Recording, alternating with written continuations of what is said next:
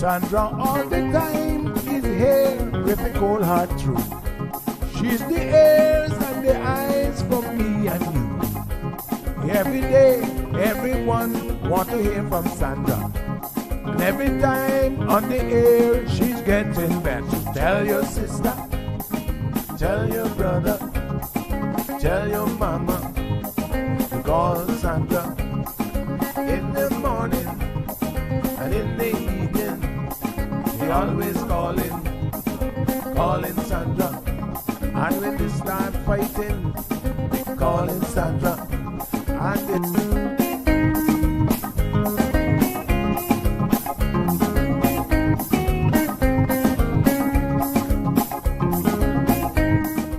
That's right, folks. Everyone is telling their mama about the cold hard truth.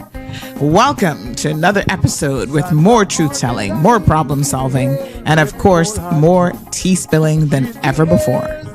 Sit back, students, grab your tea and turn up the volume because class is now in session. Call in at 936-2626 because your voice matters. Share your opinion on issues that matter the most to you.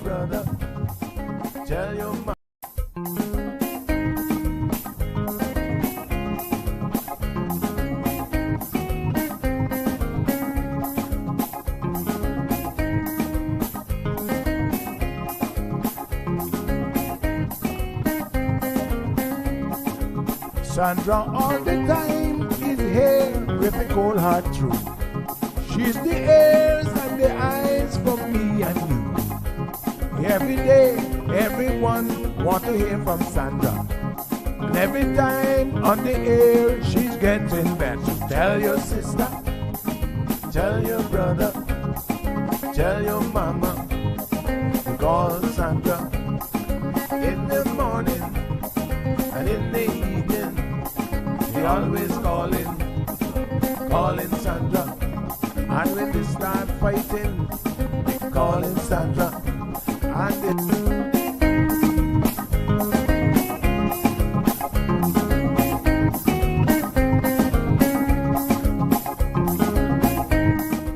That's right, folks. Everyone is telling their mama about the cold hard truth. Welcome to another episode with more truth telling, more problem solving, and of course, more tea spilling than ever before. Sit back, students, grab your tea and turn up the volume because class is now in session. Call in at 936-2626 because your voice matters. Share your opinion on issues that matter the most to you.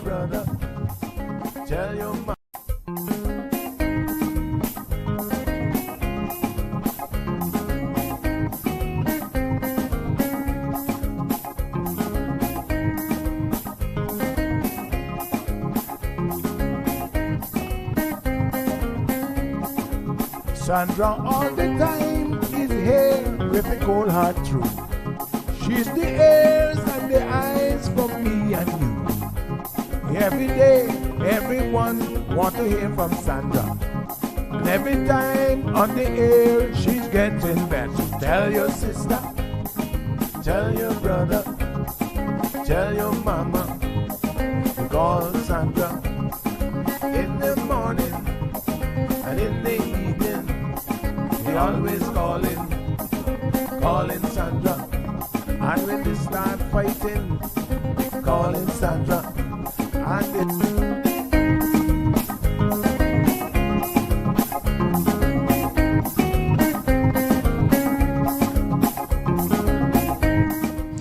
That's right, folks. Everyone is telling their mama about the cold hard truth. Welcome to another episode with more truth telling, more problem solving, and of course, more tea spilling than ever before. Sit back, students, grab your tea and turn up the volume because class is now in session.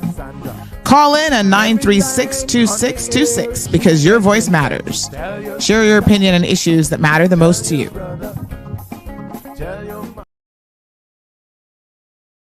All right. Good morning, K-Man. How is everybody ready?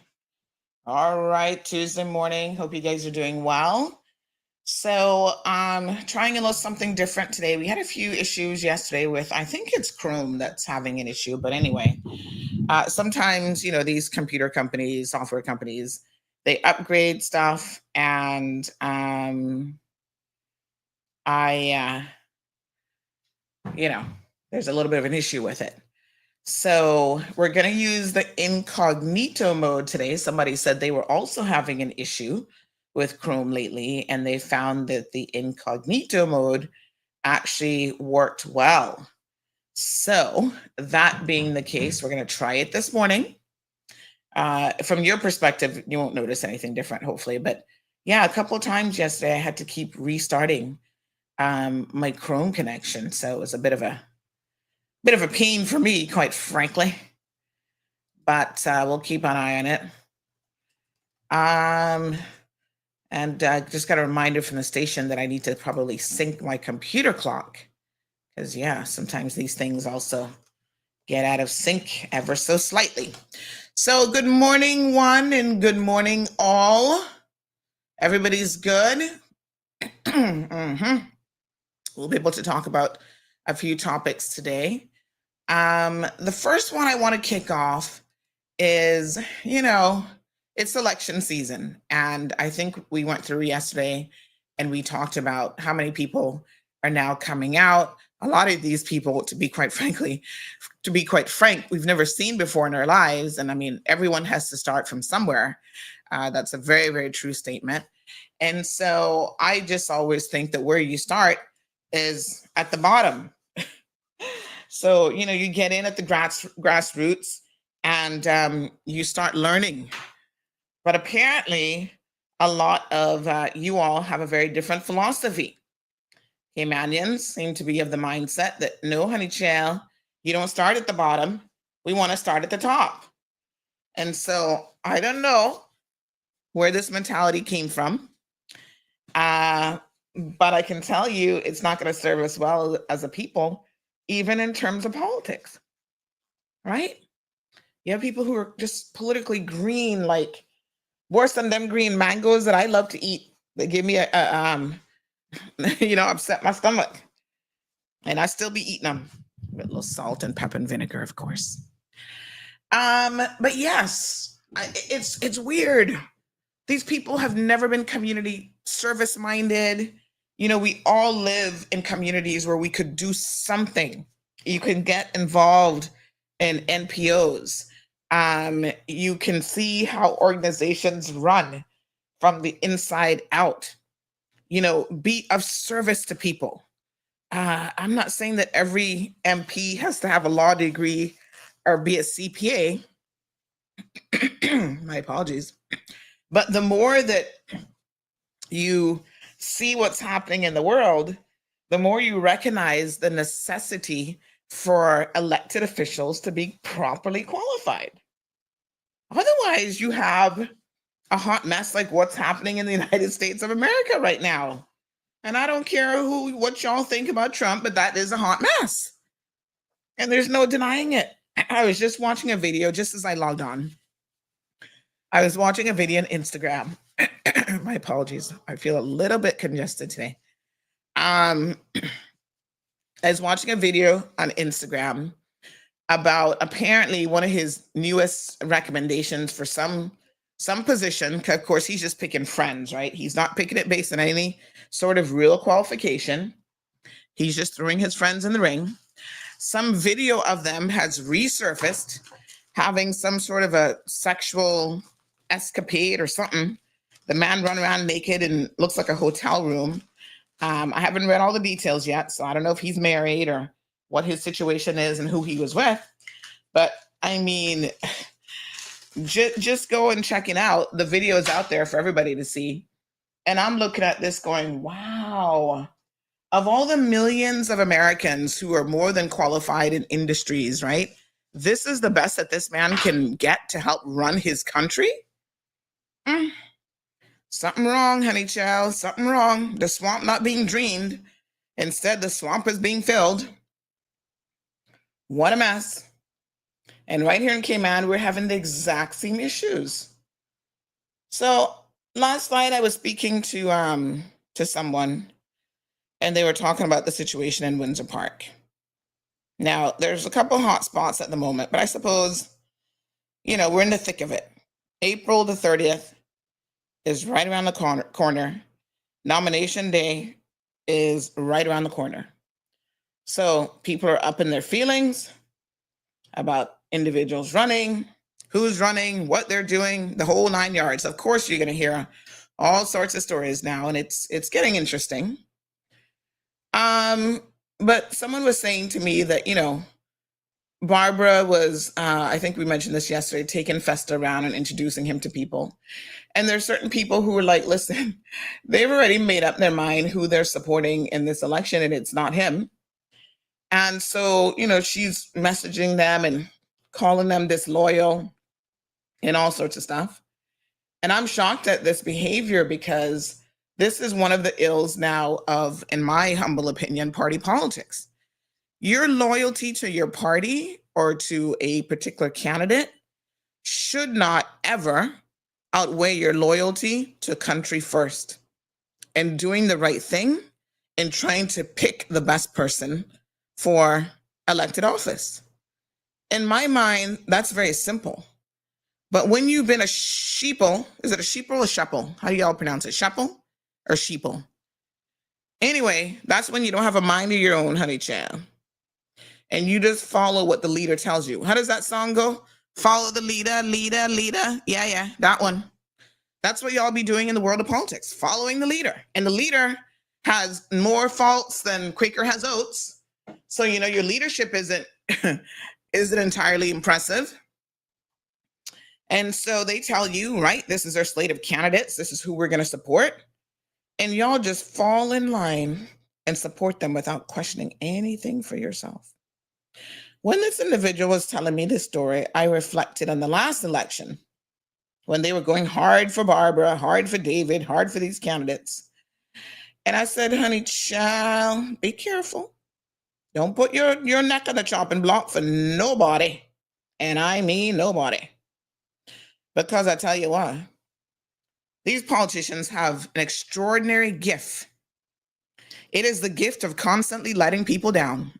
They're masters. That's the only degree they got. Degrees in letting us down. So I'm like, yes, you give them a chance. You give them an opportunity. But don't be a sheeple, right? Make sure that you keep your eyes open and you see things for what they are. Maybe that's a gift that a lot of us just don't have anymore. I'm not so sure. But what I know is when they see that you're not towing the line, they get all up in their feelings. They get upset. What do you mean you're not going to be supporting your candidate? You're a party member. Uh-huh. I hear you then. What a heat. And so this person now admits, yes, honey child, you were right. You were right when you called me out last time to say, these people weren't doing anything for the people. So just a cautionary tale to say, don't follow anyone blindly into the woods, because that's how you end up at grandma's house and you get eaten by grandma and everybody else trying to fool you with all the little sweeties. You know how the wolf was dressed up as grandma and offering the little kids, Hansel and Gretel, some sweeties. Oh, here's a little, that's the sweeties now. That's a little $50 they're gonna throw your way. Here's a little sweetie for you. Something, a little trickle down. Here's a little yard full of marl. Yep. And then they're gonna use you and use your influence in your communities to try and get them a couple of votes in your household, down your neighborhood, and so on.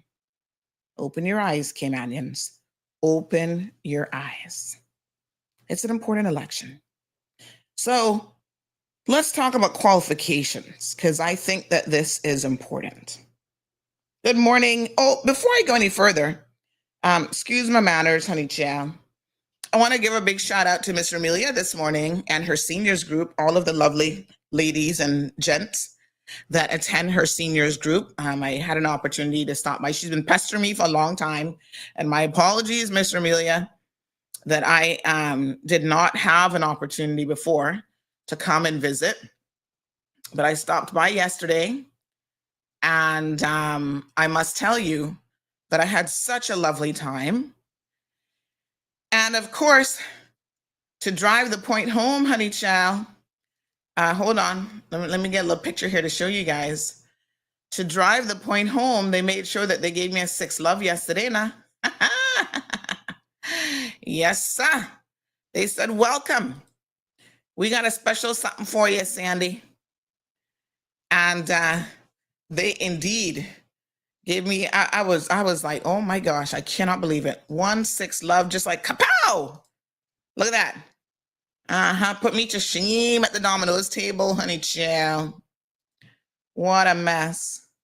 But it was so nice to spend a little bit of time with them and to, see them there. And this is a wonderful program. And, it allows the seniors to get out, they get involved in activities, and they get to do just different things, which I think is wonderful. And of course, quite a few of the seniors wanted to talk to me. They're like, Sandy, we need your help as seniors. So we're going to give them the mic one day and get to hear what some of their concerns are. Now, this lovely lady in the blue, I got to try to remember her name, to my left, she is the young lady who, she has a young son, and he is always, he's called the program before. I don't know if you guys remember the little boy that called the program. He loves the program. He loves to listen and to call in. And one time he even won a little prize. So he's such a nice little young man. He's in primary school. It's young men like him, young kids like him, that we're gonna, once we get our kids program off the ground, we're gonna really enjoy, sharing that with him. So yeah, they were having a good time sitting down playing puzzles and dominoes and different things. So it was so nice to see them. All right, so I'm still working on my lighting situation. I knew I look a little bit dark this morning. We're still trying to make some adjustments to the camera to see how we can get that image to show properly, and then also get me to show properly. I don't think this is quite it. That needs some work. But anywho, so yes, big shout out to the K-Man Kind Action Committee. And by the way, they are looking to have a van for seniors where they can hopefully drop off and do drop-offs and pickups. And so I encourage all of you, if you're able to assist with this endeavor, to please reach out to them. And they will undoubtedly, let me see if this is going to help any autofocus. They undoubtedly will appreciate the assistance. Okay. Honey child. Oh, hold on. If I make some adjustments here, is that any better? No, I'm dark, but then you can see the background. I know this is a basic lighting. Ooh, honey child situation. So I'm trying to adjust the ISO. You camera folks are going to be looking at me going, yeah, Sandy. All right. I might need a camera person to come in. All right. Good morning. Good morning, honey child. How are you? Morning. I'm good. How are you? I went to bed laughing last night. You did what? Sorry? You went to bed laughing? I went to bed laughing last night. Oh my God. Because I got a 6 love? Yes. Oh, shame on you. Shame on you. Oh my goodness. I know. Oh, It was I must say it was a lot of fun. I really enjoyed myself. Absolutely. Yeah, don't be a stranger now. Now that you know what goes on. Yes. No. We invite anyone of the public to come out. Any young person you want to come out and hang out with the seniors and come and play dominoes, bingos, ludo. We're there. We're all open doors, welcome doors. But honey child, on a different note, I Yes, wanted to ma'am. pick up a little more on where you left off. Okay. What the people of the Cayman Islands need to understand that these politicians are being funded heavily to give them that marl, to give them that stove, to give them that washer, that fridge, whatever they seek during the election. And they cannot, at the end of the day, figure out why is it after that said politician gets in, why they can't get in contact with him, why they can't get a meeting with him, why they can't see him, nothing. It's because his time with you is done. He has to go now and focus on all those people who heavily funded his campaign looking a favor. He have to engage in pulling through that favor, or she pulling through that favor for those people who funded their campaign. We need to come down to earth, bring our elevator back down and really understand what's going on. It's like they used to say, "Come on, eat them out, drink them out, take their money and vote them out." You understand? Because at the end of the day, if they were sailing through the 4 years, doing stuff for their communities, their constituencies, and getting things done for the people, yes, they would be worth putting back in. You understand? But from time they get in, they turn their back on their people. You cannot get in contact with them. That's because they're much higher up, looking for fulfilling those people that funded their campaign. They're fulfilling the way for whatever it is that they wanted. They're going to find a way to get it done for them. yes. So why is that, people of the Cayman Islands? Let's vote smart this upcoming election. Vote them out. I'm getting my rosemary broom ready. Yeah. To go about the whole island sweeping. All right, my dear. So let's vote them out. I appreciate it. Of course, one of the issues is, what are you voting them out for? So this is a serious question now, because it's one thing to I'll keep trying to tinkle the picture a little bit, and you guys can tell me if it helps any. But yes, vote them out, but vote them out for what is the question. You can't vote them out for inexperienced people who are no better and could potentially be worse than what you've got in there now. You don't know, and I suppose part of it is you're going to have to just give it a shot. You're going to have to try and see what happens. But quite frankly, when I think about this, I am concerned about some of the options that I see making themselves available for public office. Because the lack of anything of substance being brought to the table, we don't need more community workers. You're an MP, and we need to elevate our level of thinking. An MP is not a community worker, right? And there's one or two in there, and that's kind of what they've always done. So, we kind of give them a little bit of a pass. But when it comes to selecting new candidates, that shouldn't be your number one criteria that you're looking for. You're looking for someone who can, let me go to this screenshot that someone sent me yesterday, because y'all were listening to the LA proceedings. I haven't had an opportunity yet to go through those, but I will do. And this person sent the following message. Hold on one second. Let me just have a quick look, because I thought this was actually very, very important, an important message. They essentially were saying that we don't even have MPs who can get up and read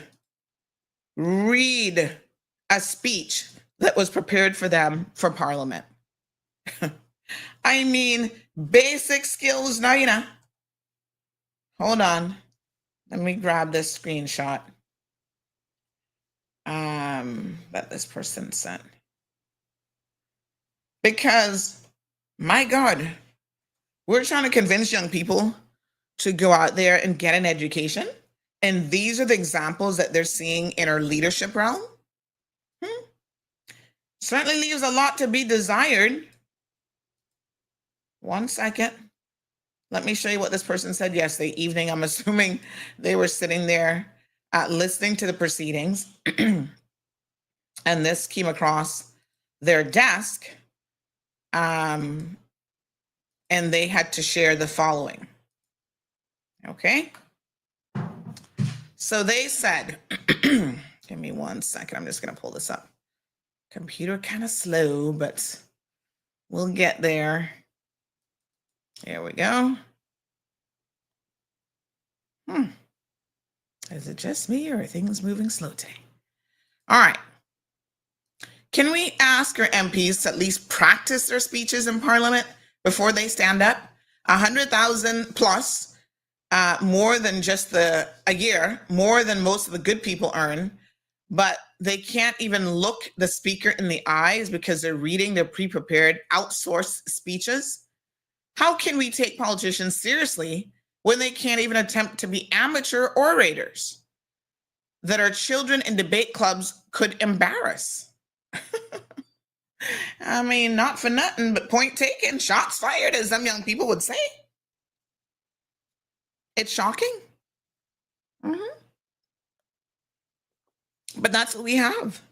And you know what the worst part is? So many of them have not demonstrated any degree of improvement since they've been in there, which in my humble opinion is absolutely ridiculous. How is it possible that you're performing at the same level you were after 8 and 12 years on the job? That's when you know, honey child, that something is drastically wrong with you. But you see, there's no level of expectation from the voters. We sit here and think that this is amusing. We think that when they get in there and they act like proper fools in our what's supposed to be respected and revered House of Parliament, that's a-okay. And so, no, we don't see any improvements. We don't expect any. And for the amount of money that they're making, they're professional people who are, like PhDs, who don't even see this kind of money and get up in front of people every single day and speak and, present themselves. Come on now, raise the bar. Everybody has an area of weakness, no doubt. But it's not like they don't have the resources available to them to learn to do better. They could take courses that no doubt the government would pay for. But when you have no interest in doing any better, all of the resources, folks, can be there for you, and it simply is not going to matter. Okay. Quite sad. It's not easy getting up in front of people and speaking on topics and issues. I mean, it's part of my job. I have to do it every day. And I wouldn't fool anybody and say that this is something that is easy to do. I think some people may have a bit more talent than others, natural talent, but you always have to be willing to make improvements. So I hope to God, those of you who watch me can say, well, 4 years ago when Sandy first started out, yeah, she was all right, but she has improved since then. I hope so. Because there are things that I do, some things you don't see, and some things, visually are obvious and you can see, but there are things that I do to try to level up. That's what we call it in the industry. You're leveling up all the time. These people simply don't care to level up. And that is a particular mindset that does not suit us well as people in a small island nation who are trying to compete with some of the biggest and the baddest countries out there on all levels. And that's why there are some people who will never respect us because, they come and look at us and, they just want. But, they're not willing to go out there and get anything in terms of a low certification, a degree, a course on public speaking, nothing. We have got to do better. And I like to see my Caymanians succeed. So anytime I see something, I shouldn't say anytime, but if I care about the person enough, I'm going to say, hey, listen, I see you doing this, even in campaigns, this is how I believe that you could do a little bit better. Yesterday, I gave somebody some advice. I'm not going to tell y'all who it is or whatever. And I said, all right, I see this. And quite honestly, it's not giving me quite the professional vibe that you should be looking for. So let me make some suggestions for you. And I made concrete and tangible suggestions on how they can make some improvements. Call this person. This is their expertise, because a lot of times it comes down to the ability to have resources around you. So nobody comes to the table with everything ready to go, ready to hit the ground running, right? What you require is, and I often say this to people, you guys know I have a law degree. And some of you confuse that with being a lawyer. Just because you have a law degree doesn't mean that you're a lawyer. But one of the most valuable things about, in my humble opinion, about having a law degree is that it taught me how to find the answer. Yes? Because 99% of your exams were like, okay, you've got this problem, you've got this scenario, right? Whether it's wills and estate law, land law, criminal law, whatever. The criminal runs into a building being chased by police and they shoot him in the leg and they give you the scenario and you got to work it out. And you have an understanding of the law, some principles in law. So excessive force might be the one that you're having to look at, as well as other things. If it's a civil case, contributor negligence, how much did it contribute? And then you got to work it out. You got to find the answer. And that requires going away and getting the necessary research under your belt to come back and be pretty confident with the response that you're going to provide. And a lot of times there's no right or wrong answer, It's like, okay, there's a possibility this case could go in this direction. And it's how well you then argue why you have taken that position. What case law says it? Right? What judges have said when it comes to this? These are the things that they're going to look at. And then you examine that and make it relevant to the particular set of facts that you have before you. We don't even have people who are right now in the race who have the ability to critically think. They don't understand logic. How on earth is it that we're going to elect these people to office and 75% of what they say is illogical and makes no sense whatsoever? Like I said, they themselves are just sheeple following the leader. We're going to have to make that the theme song for the election. Follow the leader. That's the only part of the song I know. Y'all can help me fill in the rest of the blanks. But that's what it's all about. So they're not able to critically analyze. I hear some of them telling me why they have decided to run with certain people. And even the why they have decided to run with certain people don't make no logical sense. And I'm sitting there looking at them having to bite my tongue because you know me already. Mout not join church and mout not for me. And I'm just like, wow, that makes sense for you? Okay, honey, Shell. Morning, Carla. Good morning. How are you? Not bad. How you doing? Girl, you have to give yourself a caboose for that. Caboose, I'm going to call it for that because Oh, thank you, What, darling. what you're saying, my dear, it really makes sense. We're the lady talking about she'll get her broom. Pray to God that she lives to see that day. And you cannot put in people who are not educated. Vote out who for what? To make it worse than what it is right now? Girl, I'm so quiet and go on the road, but you know the radio going with me. Have a good day. Have a good day. You're talking sense. Thank you, my dear. Get better. All right, thanks, darling. Yes, I have tested negative, by the way. I got a negative test, so that's why I was out and about yesterday. But I'm still a little bit congested, so still drinking my tea in the morning. So yeah, I mean, listen, it's fine to say vote them out, but I caution you to ask yourself, what are you voting them out for? You can't vote them out for somebody who's worse or less qualified or has no track record of accomplishing nothing. What is the point of that? Changing just for the sake of change? That's part of the reason why we're running in a circle. We're the hamsters on the hamster wheel. And we keep running in circles and going nowhere. You ever seen a hamster go anywhere, honey child, on that wheel? No. That is a proverbial just, that poor hamster, I don't even know how they do it. So I'm not going to just tell y'all to vote them out. I'm going to ask you to think. Think critically. What are you voting them out for? And that requires you looking at each individual candidate.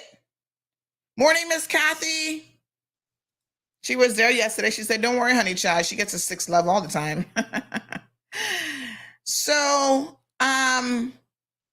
this is it, right? Miss Dorothy, good morning to you, darling. She says, I'm so happy that you just clarified that an MP is not a community worker. That's why the Cayman Islands have people like myself and so many others. Absolutely. Miss Amelia is a community worker. She's not an MP. Leave her in that role. She does an amazing job organizing stuff, working with the seniors, getting their little puzzles and dominoes sorted, begging for donations on their behalf. There's some people who are better at certain things than others. And Miss Amelia does, and her sister, they do an amazing job with that organization. That does not make her a good candidate to be a representative of the people. You have to look at people who are pretty well-rounded. You also have to understand that it is very likely that someone will go in there and get a leadership role. They'll become, leader of the opposition. They will become a minister. They might have to go overseas and represent us and be able to sit at a table with heads of states, right? Mia Motley puts these people to shame. We look like we're playing in the sandbox in kindergarten and everybody else is in university. And one of the main reasons we are there is because we have never elevated the role of MP to be more than what it is now. We elect the unelectable. We elect dunces. People who not got no sense whatsoever. No formal education, no experience, no nothing. So the people get what they deserve. The people get what they have selected. So we can't blame nobody else. It is interesting. Y'all want to blame the MPs, but the MPs didn't elect themselves. Y'all did that. So as voters, let us take some accountability and some responsibility for what is happening in our countries, because it's not nice.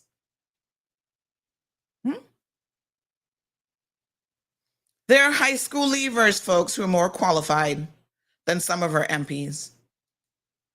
Not for nothing, but I'm just saying.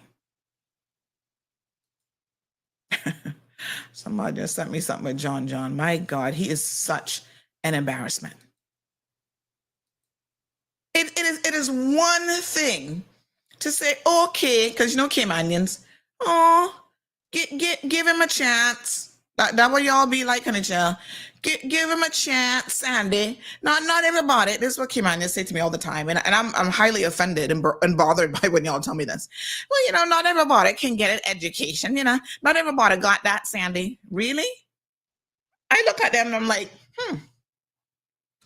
let me tell y'all something. If poor little old me, right, came from nothing, came from nobody, right? Not no society people, no silver spoon, no platinum spoon in my mouth, no nothing, no spoon, right? Having to eat whatever you can get, your scrapes, your scraps, everything. If I could get a little piece of education in this world, I'm here to tell you that anybody can do it. And when I say anybody, I mean anybody. You guys remember this story? Some of you may not have heard it, but I've told it a number of occasions. There's a person who, funny enough, they were an MP, an elected official at one time, educator. When I was young, told my parents that I needed to be placed in Lighthouse School. Because, that's what Caymanians do sometimes. They don't have the skills to assess each other, but they're still doing it. Oh, she kind of slow, something wrong with her. Just stick her in Lighthouse School. If my father never had any sense when he wasn't in the bar, if he never had any sense, he would have done that. And my life story would have been someone who went to Lighthouse School. But he was like, I don't believe that. I think she's just in a crazy situation created by her parents. So let me give her a fighting chance. Take her out of this environment. Put her in an environment that was conducive to discipline, to learning. All of these things made a huge difference. And now here we are 4 or 5 degrees later, and I could have been a Lighthouse School student had they listened to that educator. My point is this. Our people can do it. We have to push them to excel and to prioritize their education. So I don't know why John not got no sense, but I can tell you one thing. If he had been given maybe an opportunity, I don't really know much about his upbringing, but if someone had pushed him and, at some point you got to be willing then to push yourself once you become an adult. But this is a man who has stood before the people of the Cayman Islands and who has said that he lowers the bar. The expectation for him is low, and he keeps it that way so that anytime he accomplishes anything, it looks good. Y'all remember this now, I want you to listen very carefully to what I just said because I'm going to repeat it. This is a man who stood up in the House of Parliament and has said, people underestimate me every single day, and that's good. I like that. Set the bar low. Because anytime I do anything, it's like, woo, party time. John has done something. He stayed awake at work. Hallelujah. He actually showed up in the government building because he doesn't do that very often. And I'm thinking to myself, who celebrates just not being mediocre, but below the bar, an underachiever, you're not accomplishing anything. And that is who celebrates himself, gets up before an audience, and makes it sound like that is a good thing. You know how many young people might have been listening to that speech and believing that mediocrity in life is okay? That you'll get there, you're going to get a big time salary as an MP if you just hand out money and you buy votes and that's all you need? You don't need to be able to speak. You don't need to be able to think. You don't need to be able to read nothing, and that's enough? Wow. This is ridiculous. And it's no wonder young people are like, why am I trying? For what? I could be a John. And people make fun. Let me show you one thing somebody just sent me. They did this one quick. When you look him up in the dictionary, when you look up dunce, there's John. My God, a person who's slow to learn or stupid. And there's his picture in the dictionary. Y'all fast, boy. But this is really, really quite sad. We shouldn't be celebrating stupidity and elected officials, not for the amount of money that we're paying them. No, sir.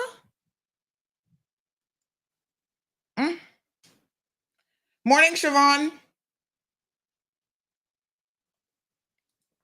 Tartarian says, is he really alert to the building or that's a joke?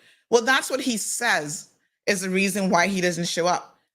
What kind of allergy would that be? Even that statement is stupid if you ask me. Allergic to a building, how? That's a brand new building. It doesn't have asbestos or anything in it.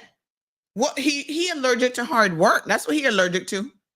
He allergic to common sense and things like that. Good morning, Dr. Lukoy. How are you? Dr. Lukoy says the reason why nothing changes is largely because of the system. The country is run by the civil service and not by the politicians. Just try to install a pool or move a derelict vehicle or erect a sign. We're going to get to that because I think that's quite an important comment, Dr. Lukoy. So I'm just asking the people of the Cayman Islands to look at the incumbents closely, look at the newcomers closely, and ensure that you are putting everybody to task and asking, why am I going to vote for this person? What are they bringing to the table that will benefit the people of the Cayman Islands? Someone said to me yesterday that apparently Barbara Conley was going on telling people that the reason why she's not running is because of CMR. That's kind of sad, really. And so I was thinking about it. Let me pause my thought there and I'll take this caller. Good morning, caller. Morning. I think you need to sip on some water, so I'll say a few words. Mm-hmm. I find it totally unacceptable that we would have already a $10 million overrun in the BRAC school. I demand, and I ask you to please demand that we get some answers on this fast. This is unacceptable. The Cayman Islands should not accept this kind of nonsense. Mm-hmm. Yeah. I hope he took a sip. Thank you so much. All right. In fact, let me tell y'all what I heard yesterday, because government hasn't responded to that article. They haven't said, and you know, when they don't respond, y'all know what the real score is. Because if it wasn't true, they would have already been run up and down. Oh, Sandy, CMR got it wrong. So they haven't responded, and someone said to me, apparently they're scrambling, trying to find out where I got the information from. Because that's obviously the most important problem here. It's where I got it from. Not if it's true. Not why are we wasting $10 million to mitigate a foundation issue even before the foundation is poured at this early stage of the project, which speaks to the viability of the land and all these other things. None of that. It's we need to find the leak. Where did CMR get this information? Y'all need Jesus and a lot of other things. I'm just saying. If that's your priority, please get your life together. Okay? So, trying to remember what I was telling, where exactly I was now, because we don't have no notes on this show. We don't have a prepared speech that we're sitting here reading. I was about to say something, but I wanted to pause and give Denny the opportunity to speak, and now I can't remember where I was. Anybody remembers where I was? I think I was going to give y'all an example of something, but okay. It'll come back to me. It's concerning. Let me read a few comments. Let me just see here. Somebody's going to shuffle my memory. This person says, any failure. Oh, I was talking about Barbara. Thank you, honey child. I'm so glad y'all paying attention.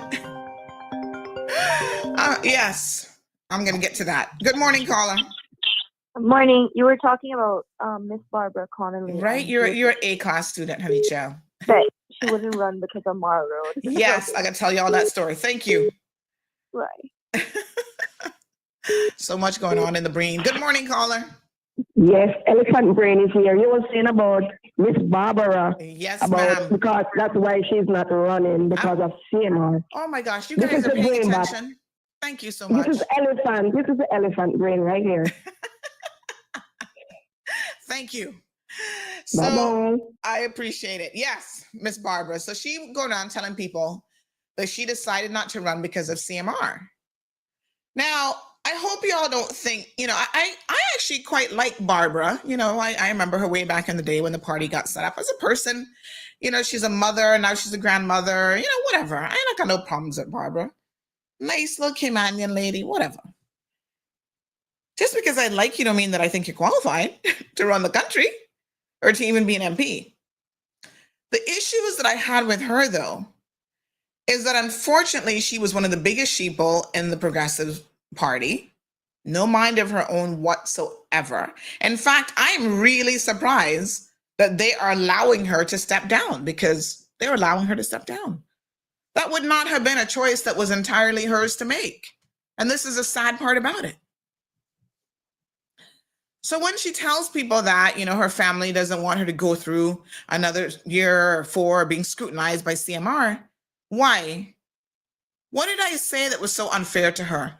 That she was still working a full-time job in a corporate environment whilst getting a full-time salary as an MP and supposed to be a representative of the people? Remember, I exposed all of that and told you guys all about that, the company she's working for and everything? Excuse me. I'm sorry. Once you're elected by the people of the Cayman Islands, that is your job. You don't have time for no other job, okay? This is not double dipping in pension money, and this isn't double dipping in salaries. When would you be able to focus 100% of your energy, your work-life energy, on being a representative of the people, if at the same time you're working for some corporate company, I forget the name of it now? How would that work? You can't do both equally well. Okay? Especially when you hardly bring anything to the table already. You're a seat warmer. You're taking up space. I talked about her propensity to support the leadership, the former leadership of the Progressives, because of the close relationship between her and Alden McLaughlin. These are facts. And if you're pressed by facts to the point where your family is saying, no, we don't want you being scrutinized anymore, and these things being said about you, but they're the truth. And I don't say them about Barbara to be mean. I want y'all to understand this.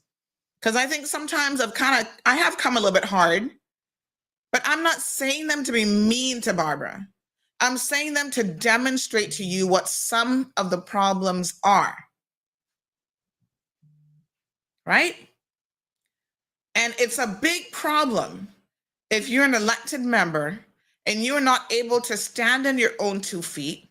You're not able to make decisions and argue on things that may or may not benefit the people of the Cayman Islands, because you're in bed with the leader of the party, literally, figuratively, you take it how you want to take it.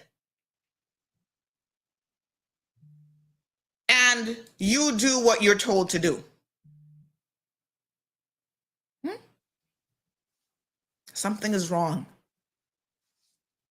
So for her being a nice lady and all that kind of stuff, she's not the type of MP that we should be looking for. And Tartarian, you're absolutely right. Right? Tartarian says, not only Barbara, a few said that from last year. I know one who takes notes from your show every day, but will never come on the show. Well, I'm glad they can take some notes, honey Jill. Class is in session. Here's the reality. I don't bite.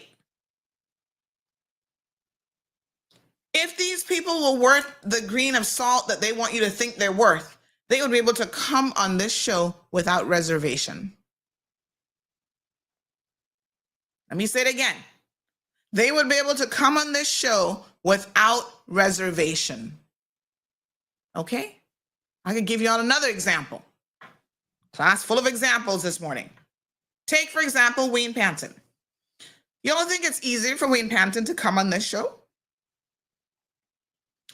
First of all, there's something to be said when you have to get in a public platform, on a public platform, in a public area, and talk to people and engage with people.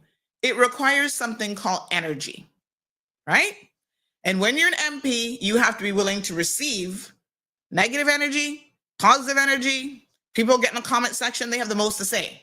And you have got to deal with that and take that on.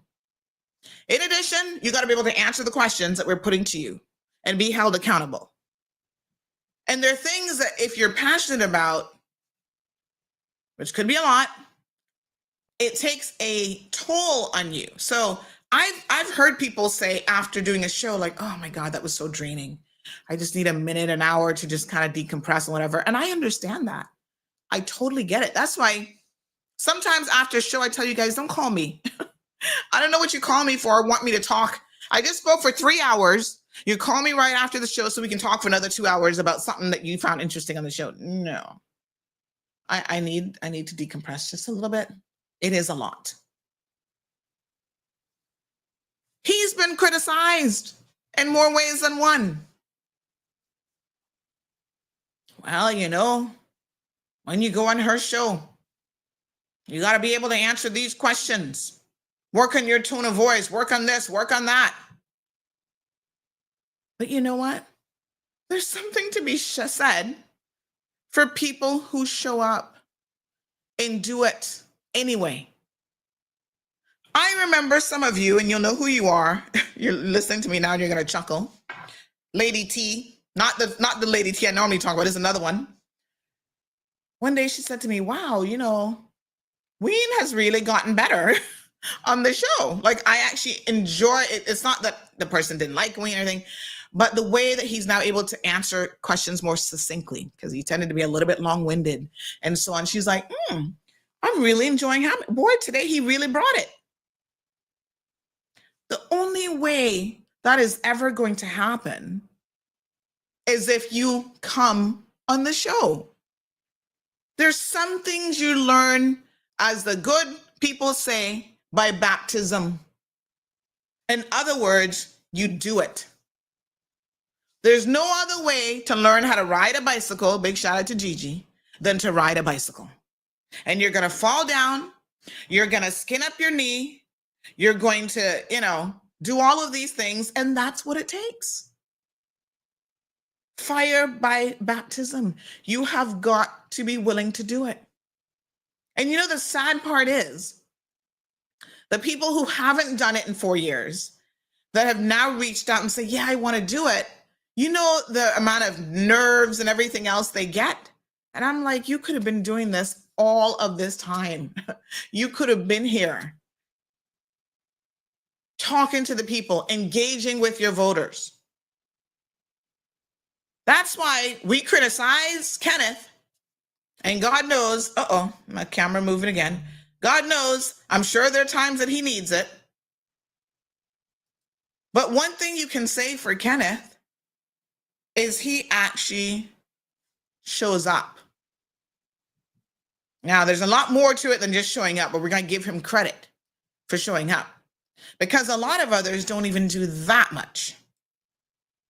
They don't even show up. They don't come to the people. You guys criticizing them? They just sit there and they don't say nothing. They don't address it. None of it.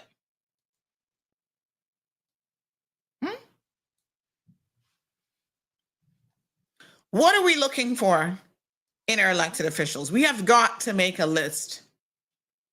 Oh, my apologies. This person says it's baptism by fire, not fire by baptism. I think I got that the other way around. Thank you very much. And this is what, it's so funny because I didn't even catch myself that I said that the opposite way. So I appreciate you pointing that out to me, because again, this is one of the things when you're talking, you're not got no notes, you're not got nothing. It'll come out completely wrong. So I appreciate it. Yes, the saying is baptism by fire. This person says, remember to limit call times and reduce free campaigning. That was fair criticism of Miss Barbara.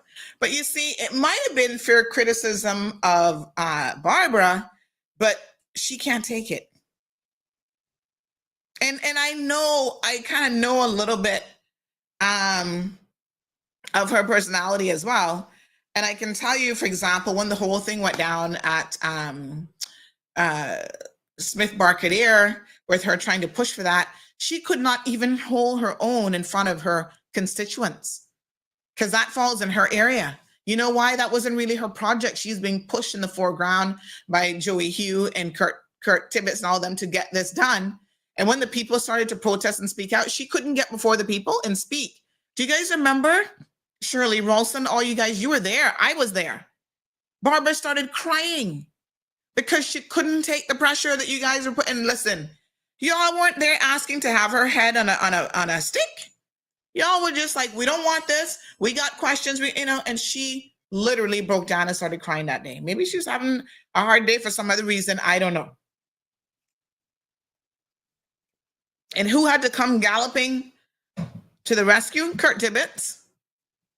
Because everybody know that man's still running the show. Right? What is it that y'all want in your elected officials? That's the question. This person says, good morning. Remember, Sir Alden isn't running, so she isn't running either. Well, like I said, they do have a very close relationship, so I'm not sure how much that played into her decision making or not, but she's officially telling people that it's because of CMR. Okay, because we're trying to hold y'all accountable. This person says, why they don't improve: untrainable and ineducatable.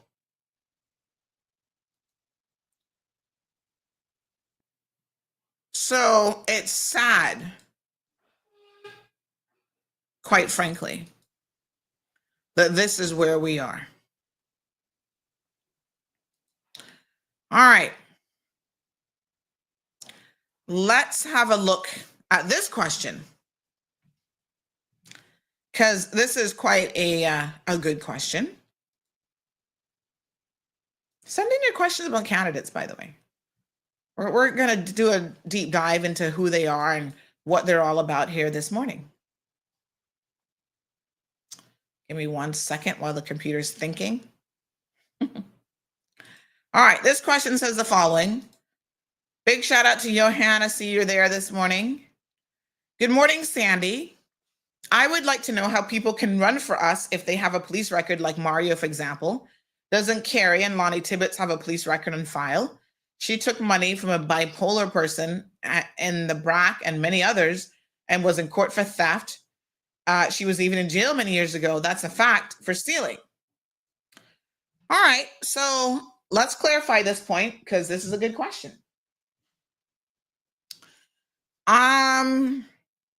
Carrie isn't running, so I think it's fair to say that she isn't running.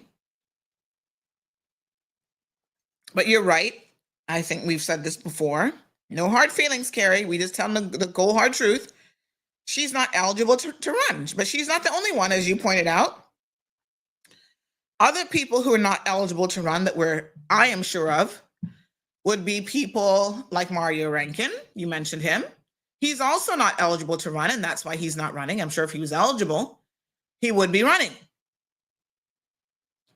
And the reason why the ineligibility applies specifically to these people, Sherry Ann Smith Bodden is also, I think she was Carter at one point. She's also ineligible to run. You know who else is ineligible to run? George, what is George's last name again? Rankin? Is it George? No, George. What's George's last name again? Tookie. Remind me if he's Rankin, right? George Rankin? What's George's last name? No, oh shoot. What the hell George's last name is again? Ebanks. My apologies. Oh my gosh, I just had a brain fart there. Tookie, Ebanks. So George Ebanks likewise cannot run for public office.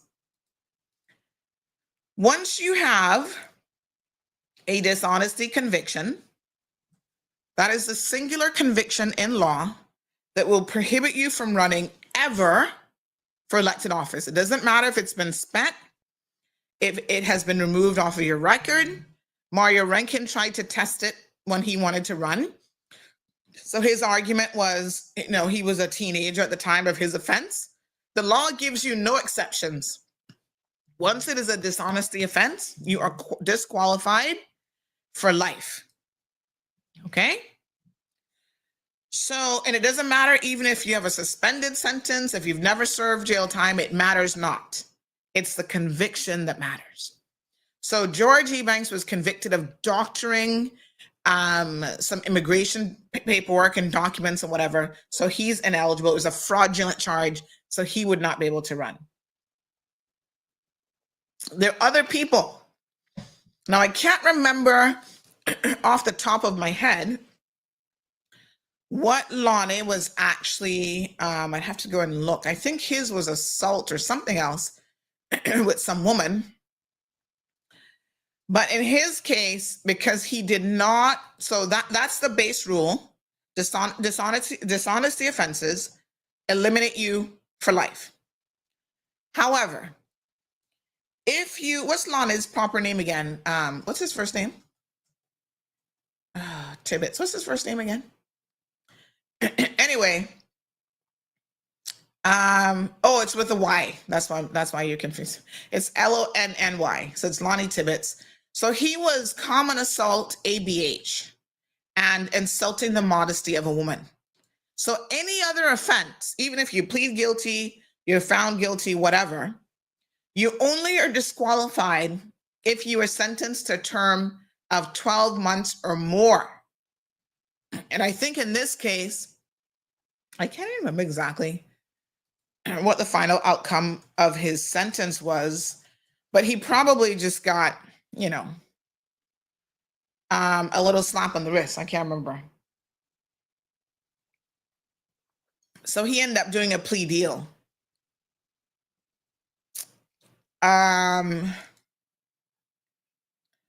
So yes, so that was back in 2020. And I know his case dragged on for quite some time. So that's that.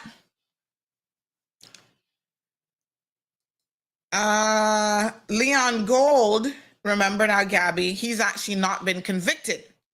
So by law, Leon is able to run.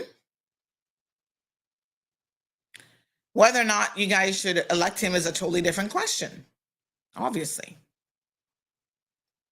All right. Gabby says, it not because of you, Sandy. She can't take the heat, so she needs to get out of the kitchen. And let's be clear as well. I mean, it is important to know and to understand that it ain't easy necessarily. Being an MP, you're going to get criticized. And so a lot of that is also part of, that's part of the job.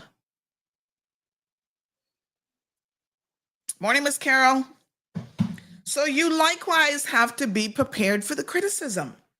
Because yes, people are going to look at every aspect of your life, your personal life and decisions, your education, questioning what you bring to the table. Everything you say is going to be scrutinized to the nth degree.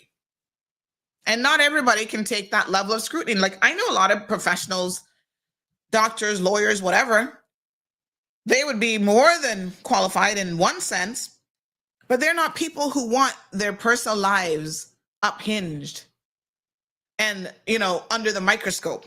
And that comes with the territory. It is what it is. Let's not sugarcoat it.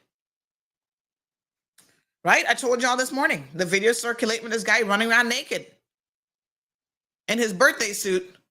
And the only reason why that's circulating today and being discussed is because he's Trump's latest nominee for whatever position. Tartarian says they need to come on the show so they can get out the butterflies. And that's my point. So we have Johnny Come Lately KY Party Place talking about never-ending praise for Panton on the show. You clearly don't pay attention. Like I said, he's one of those people who struggled with the, as Tartarian says, the butterflies, answering the questions succinctly, all of that stuff. But by God, if you show up and you do it enough times and you do it consistently, you get better if you care to get better. I don't understand why somebody like John doesn't get any better. But anyway, he's not working. He doesn't do that enough, you see? Tartarian says Andre Ebanks needs to put a bit more energy in his voice too. And I completely agree with that. We've also gotten comments that, man, he sounds a little flat, monotone. And so, you know, when he gets impassioned about something, that changes. That's how he speaks. That's a personality trait, but it's something that he needs to change if he wants to really engage people on a platform like this, because y'all be falling asleep when the man comes on the show. And so again, this is criticism. I think that's a fair, constructive comment, Tartarian. Nothing wrong with that. Right? And we have provided that feedback already to the team. Because as you listen, my people, meaning you all, you know, we say that your students were in a classroom learning from each other. You guys are not afraid of saying what's on your mind. And so when people send me feedback like that, I know that they're being honest, and that's just how they feel. Like, oh God, he comes across so boring, and I pass the feedback along because it's something you need to work on. And it can be worked on. It's a skill like anything else. You can learn, you can do better. Yes. So tell me now, what are some of the traits that you guys are looking for? Let's put a list together. We're going to do some practical exercises here today.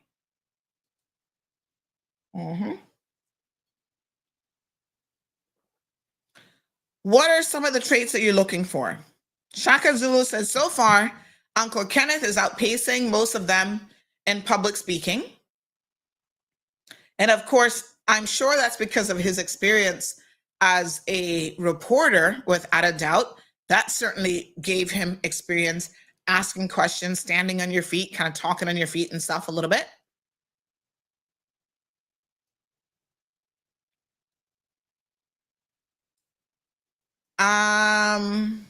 Someone has a question for Kenneth. Can we table that for when Kenneth actually shows up? This person says that my apologies. I thought she was running. Thanks for the clarification. Thanks, Sandy, for clarifying. I know I'm voting different this year. That's for sure. Sick and tired of the same old deadbeat politicians. And I told my kids, do the same and not vote for that John. They said, no way. They hate him, laughing out loud. I live West Bay and they live Bodden Town. And we're going to have a field day come this election. Well, I'll be honest with you. If there's one person that needs to be removed from public office, and there's a few of them in my humble opinion, is definitely John. What does the man even bring to the table? So here's a good one. Leadership skills. All right. So can somebody take some notes for us in class? Can we have a note taker? Because then we're going to put all this together. So we want someone with leadership skills. I think that's important. And I'm glad that they defined what leadership skills mean. Because a lot of times we say that, and what I think of as leadership skills versus what you think of as leadership skills are two very different things. So this person says in their mind, leadership skills, the ability to manage people, public speaking, community-minded. Okay, so those are good. What other traits do you want in your elected officials? Because we're going to write down the traits that we want, and then we have to prioritize them. Which ones are more important than others? Anthony says, Andre B. sounded like Sterling Dwayne Ebanks on the midday show. He puts you to sleep. When he speaks, and he needs to speak, and he needs to use more words than the average layman can understand. Okay, so this is interesting, Anthony. That's good feedback again. So you think that sometimes he comes across as Caymanians would say, too highfalutin? Now, I'll tell you something. It's interesting that you say that because it's something that you struggle with, and it really depends, Anthony. A lot of us have had training, at a particular level. And so you have to bring it down because the number one rule of public speaking is know your audience. Who are you speaking to? Right? I'm going to give you an example. This is so important. Give me 1 second here. Let me show y'all something. All right. Give me 1 second. Because there was a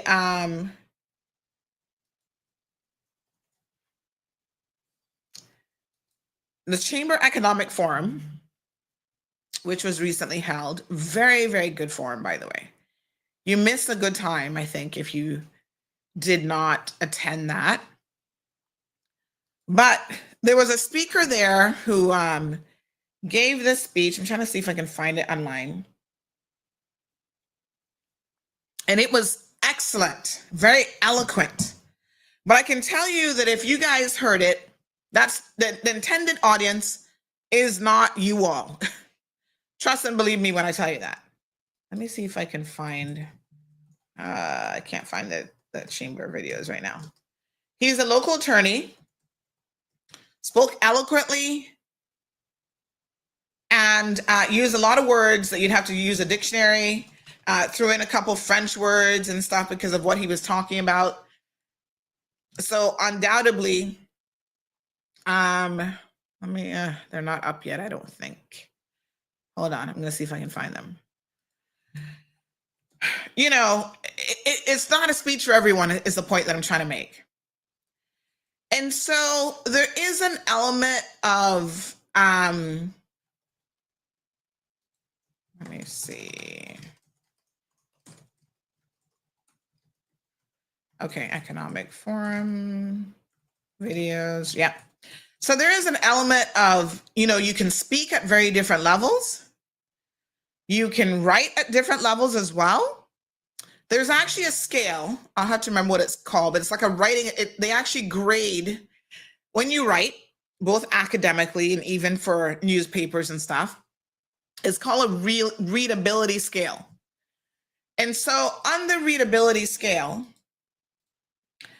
you have the option of being able to write at a different level, university level, master's level, high school level. And so when you speak or you write, you have to keep in mind, who am I speaking and writing to? The least common denominator. So in other words, if I'm writing something and I know, my average reader is a high school graduate. I should be writing and aiming at that person. It doesn't mean that someone who's college educated can't obviously read it and understand what's written, but I'm not really writing for them. And you guys have seen it. Let me give you some examples,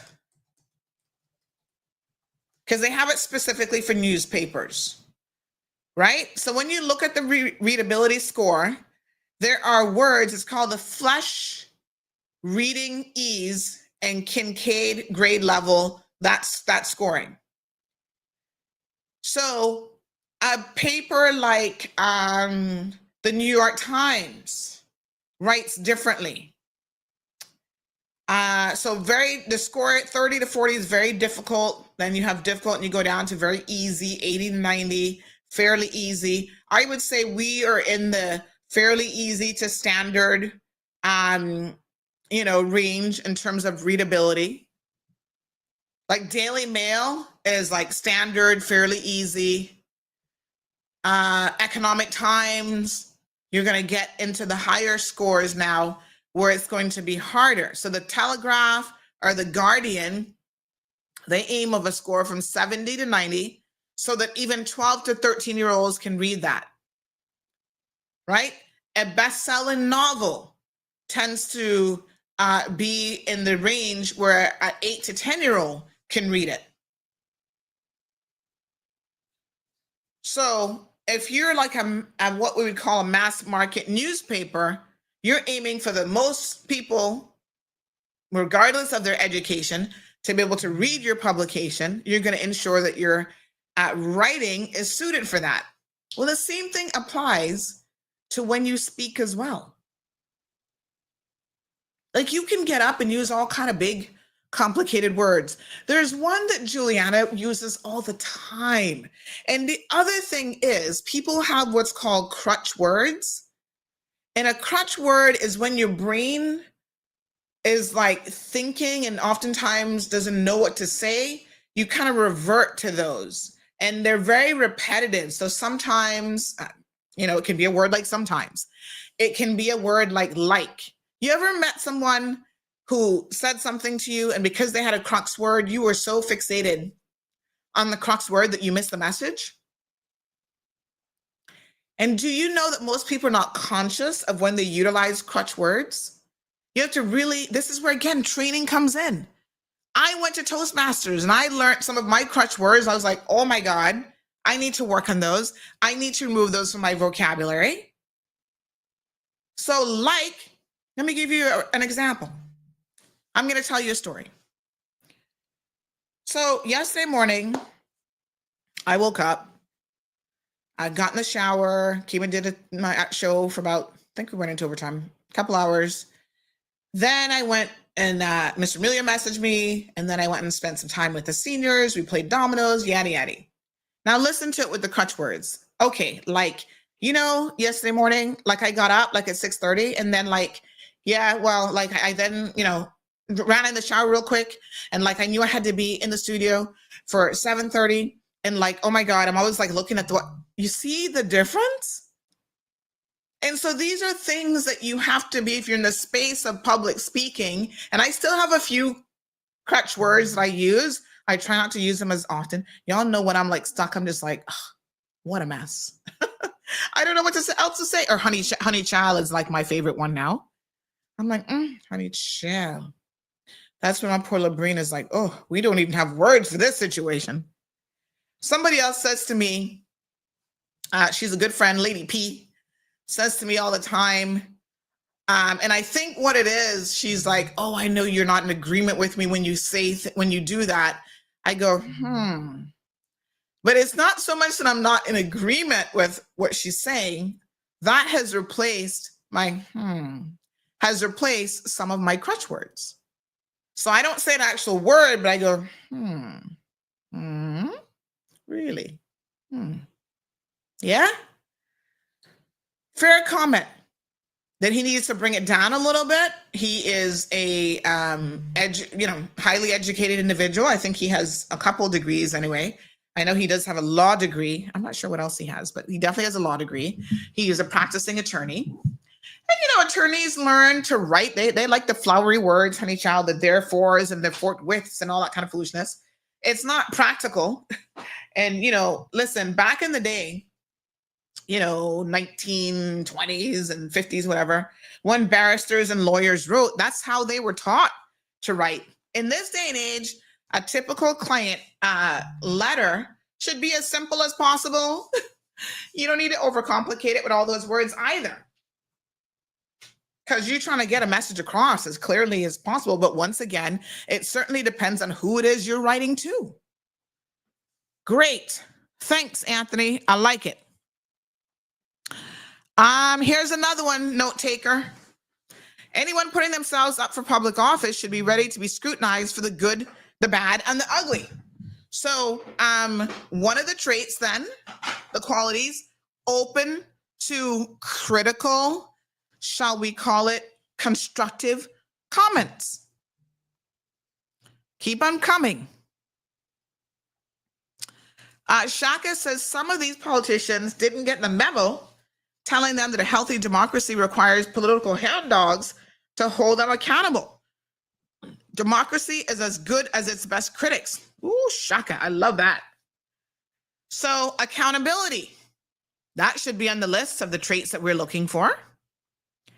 That's an excellent one. Thank you, Shaka. Siobhan says that's part of the problem. People don't like to be held accountable for their behavior. They believe that they should just be able to do whatever, whenever, and no one should bat an eye. So again, accountability, fantastic. Let me see here now. Thank you. Gabby, O'Neilla, Marshall. So public speaking, do we have that down? And also to Anthony's point, the appropriate level of public speaking.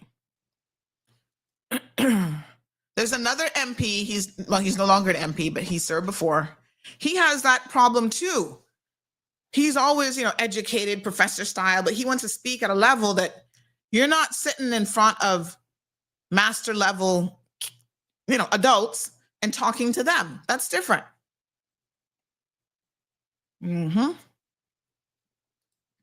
Gabby says, what I'm looking for is that they need to stop giving status to people just because and give it to those who actually did something for the island. That's what I'm looking for. So to be clear, the way that statuses are given out is through a board in most instances. And the board has certain criteria.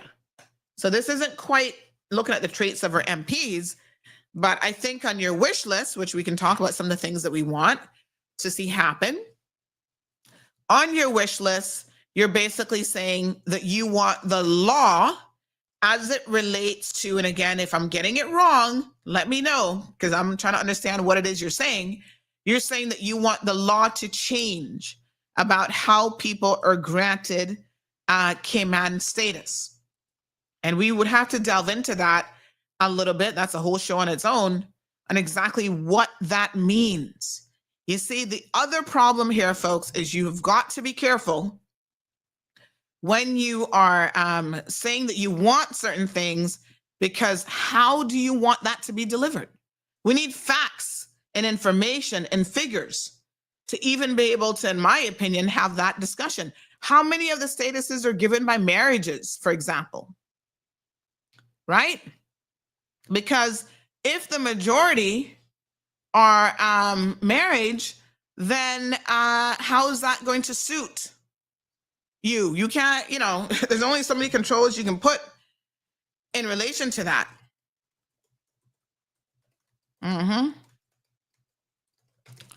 Okay. Let's see here. All right. So we'll look at some of those things, but I'm asking you what you want in terms of traits for an elected official. We'll get to what we want them to do once they come prepared with their respective traits. All right, let me see here now. Let me just take a quick commercial break. My sinuses are bothering me just a little bit, so let's just take this opportunity to thank some of our sponsors.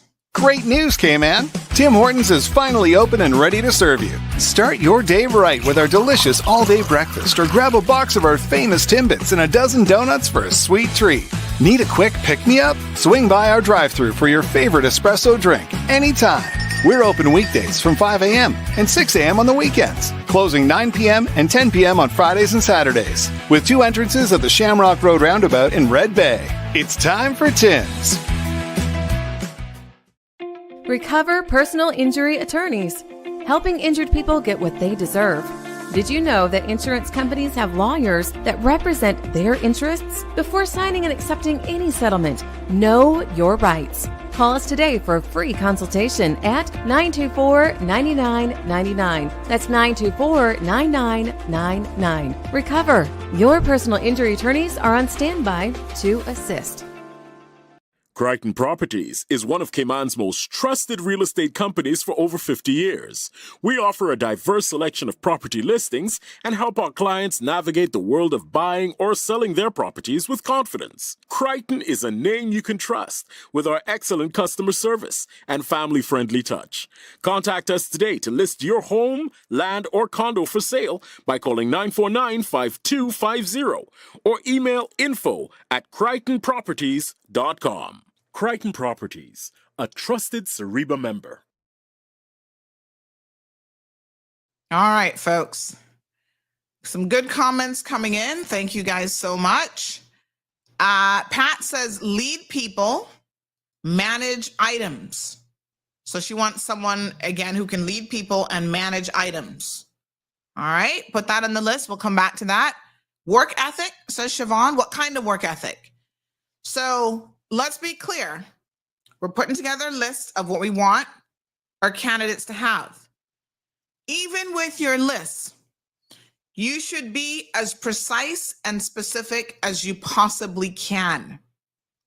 We've been through this before. Remember we talked about the SMART technique? The SMART technique is used in goal setting. I'm not going to go into too much detail, but it's used when you set a goal to ensure that you are more likely than not to achieve your goal. One of the elements of the SMART technique is that your goal should be specific. So when you say work ethic, what do you expect of them in terms of their work ethic? What does that mean to you? So Siobhan, I want you to think about it. Good one, but tell me exactly what you want. Huh? Because if you don't say what you want, you're going to get the work ethic of a John. He don't show up to work. So do you expect them to at least be able to do a 9 to 5 in the government building, to keep office hours 2 or 3 times a week if they're not a minister? Give me a little bit more on what that is. Andrew, good morning, Andrew. Says code of ethics example to the people that you can represent.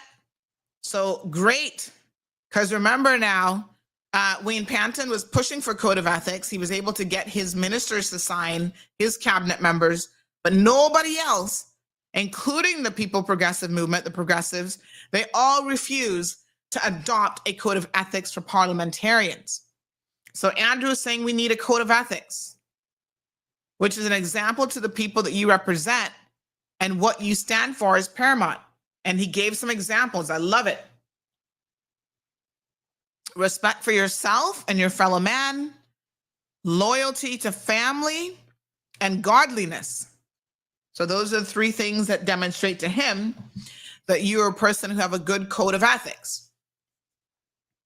Loyalty to family. I would have thought perhaps loyalty to the people would have come even before loyalty to family.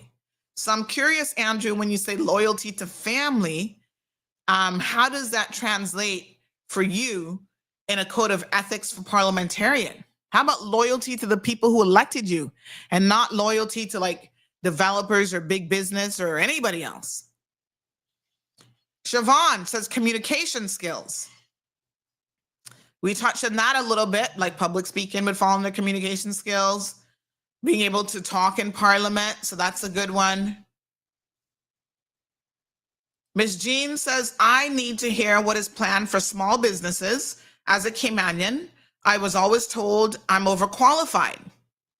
I could find a job that pays enough to survive.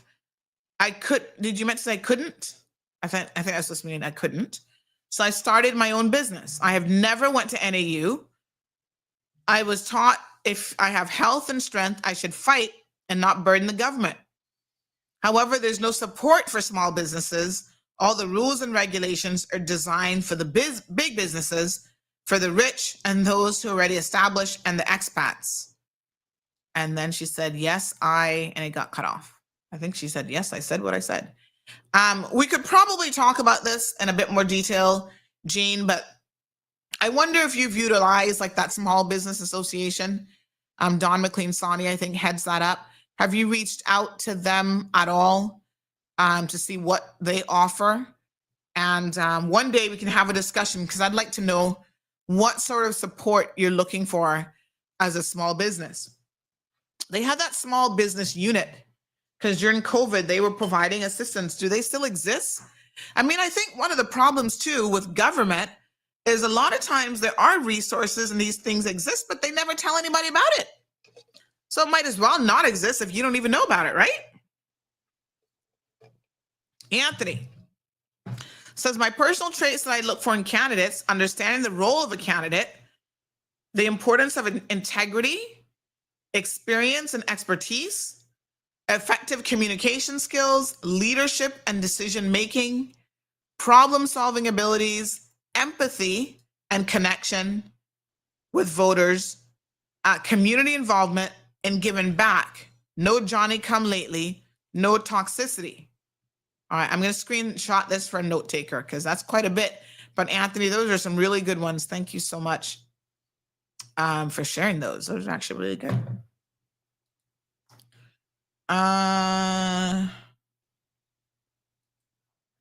Okay. All right.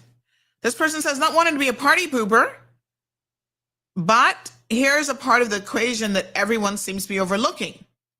Yes, it sounds all good and well to desire these different traits in a representative.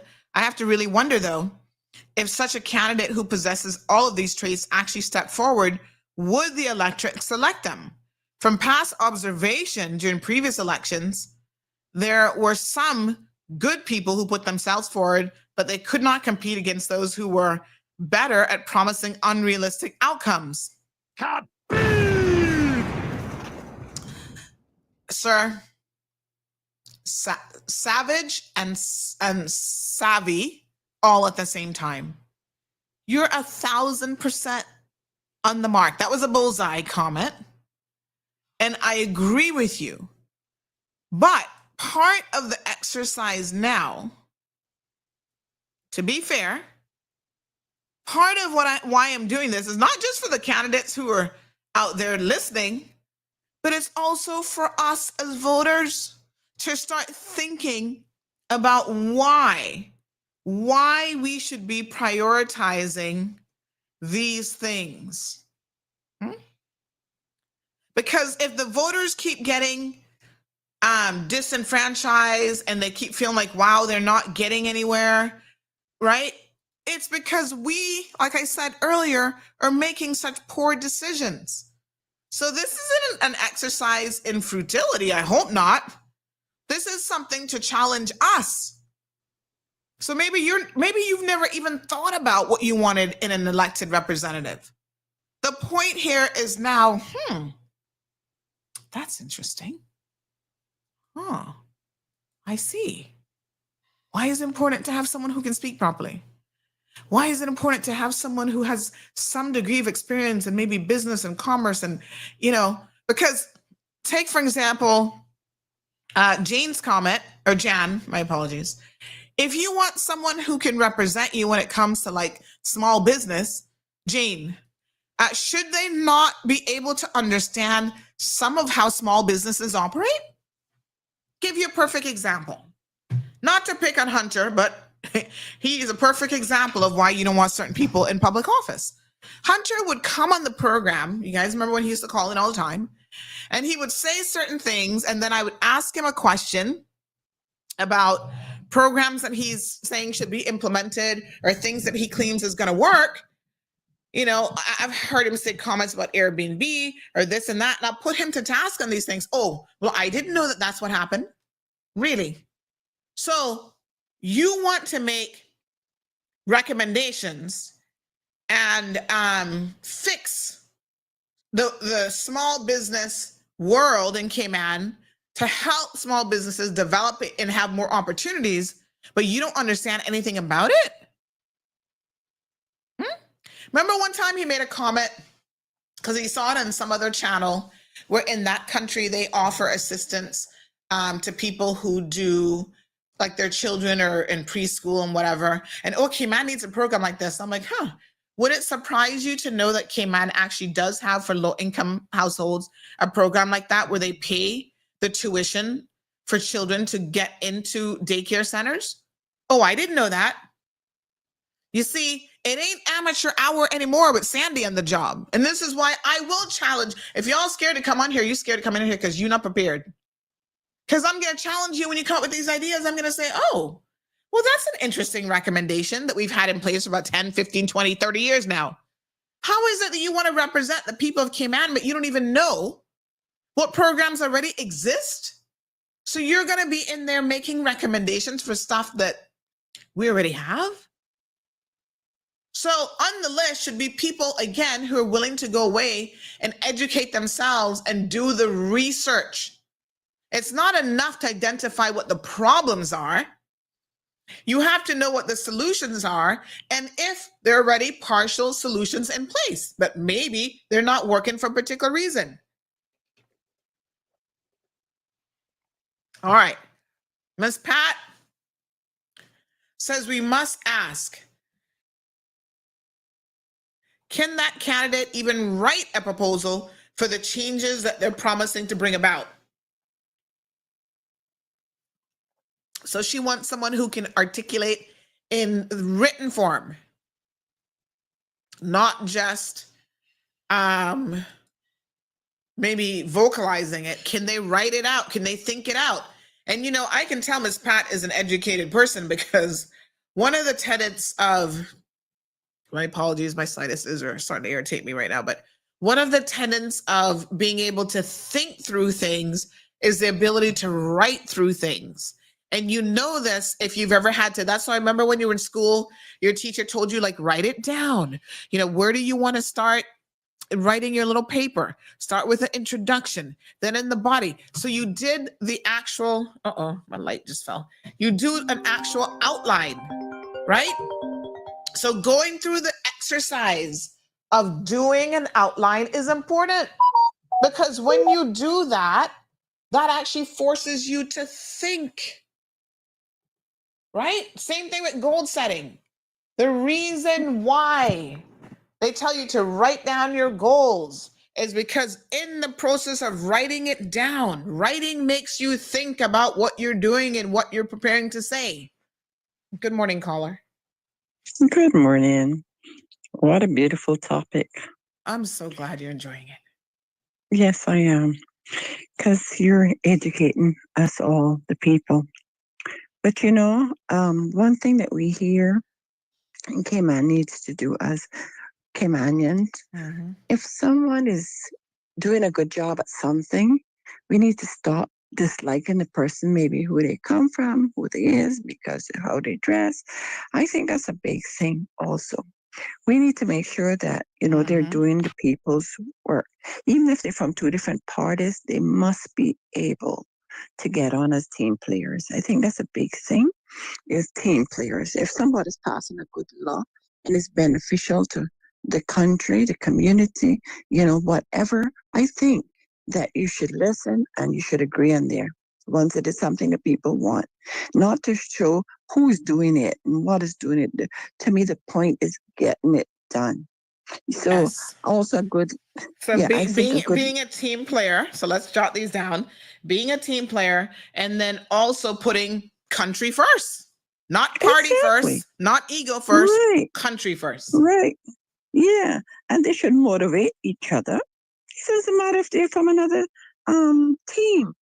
Once they're good and they're doing the right thing, I think they should motivate each other because this will take away some of the feelings and all of this that has been going on. And I think it lighten a room and all like that, you know, and they should lead by example. Right. You know, I think they should listen to feedbacks and take it serious before they even start to say, oh, that's no good.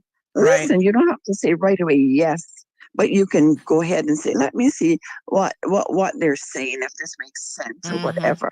Okay. And you've got to be able to come on your show or any other place and engage when people want to speak. Yes. You got to communicate to the people. It's those people that put you in, and that's who you're working for, and those are who you answer to. Yes. You're not answering to yourself, Absolutely. So you took up a job for the people, and I think to be effective, these are some of the things, right, that you have to do. You have to be able to say no, even when it's your friend and you're on the same side, like you said. You quote somebody, the same thing. No, I mean, I like you, Joyce, but listen, I can't see through that. Unless you can persuade that person and show them something, right? And I think we as a people too, when our leaders make choices, I think sometimes we just kill them dead. We don't even know why they made the choice. I think we too as people needs to give the person, because we say we trust them. That's why we actually hire them, because it's just like we hire them. So if they go into parliament and it's something that cannot be said right away to the people, and they know what's going on, and they say no, because they know what it's going to cost the people. I think the people should know first before they criticize their leaders and just say, oh, that's a bad leader. That's not. That's why we elected them, because they could see and hear what we can't. Sometimes they have this private motions and we're not allowed. And this is why we actually got a leader. We can't be there. Plus, again, people must be able to read and write and educated. I mean, not overeducated, because again, some things will pass them by because they are not understanding of what it is they're saying. But let me stop you there 1 second, Ms. Joyce Ann, because you said a mouthful. And one of the things which is interesting, you say not overeducated. What does overeducated mean to you? I'm curious. It means that you don't have to have all of these master degrees and, whatever. What would be, just to be fair now, what would be wrong with that? Is there such a... Nothing wrong with that. I'm just saying that you... No. That's good. The more you got, it's like when you go to a job and somebody tells you that you're overqualified. Why do people tell you that you're overqualified? You can do the job. Yes, let me clarify. Okay, let's say you got a high school education, right? But you have experience. Yes, you've been out there. You know what the people want. You can communicate. You can read. You know that something is not going to pass you by. You was willing to take courses that has hands to along the way, but you haven't got an MBA. I think it's okay. You know what I mean? But you must be willing to extend yourself and to better yourself, that you could be able to communicate on that level in parliament. And remember, these people were elected. They go and represent us worldwide, international. So we need these people that can go around the table and speak properly, and people that can understand what is being said and not make a fool of themselves at a table. All right, leave me there. Okay. All right. So, you give us a lot of food for thought. Thank you so much. Oh, okay, hon. All right, my dear. So yes, lots of good ones there. Thank you, Miss Joyce Ann. I just wanted to clarify the point, and big shout out. We got a listener from the UK there. Let me see. Just saw the name. Charlene, joining us from Birmingham, UK. Thank you so much for tuning in. So I just wanted to clarify what she meant by overeducated, because when I heard that, I kind of thought, that sounds a lot like when people say you're overqualified.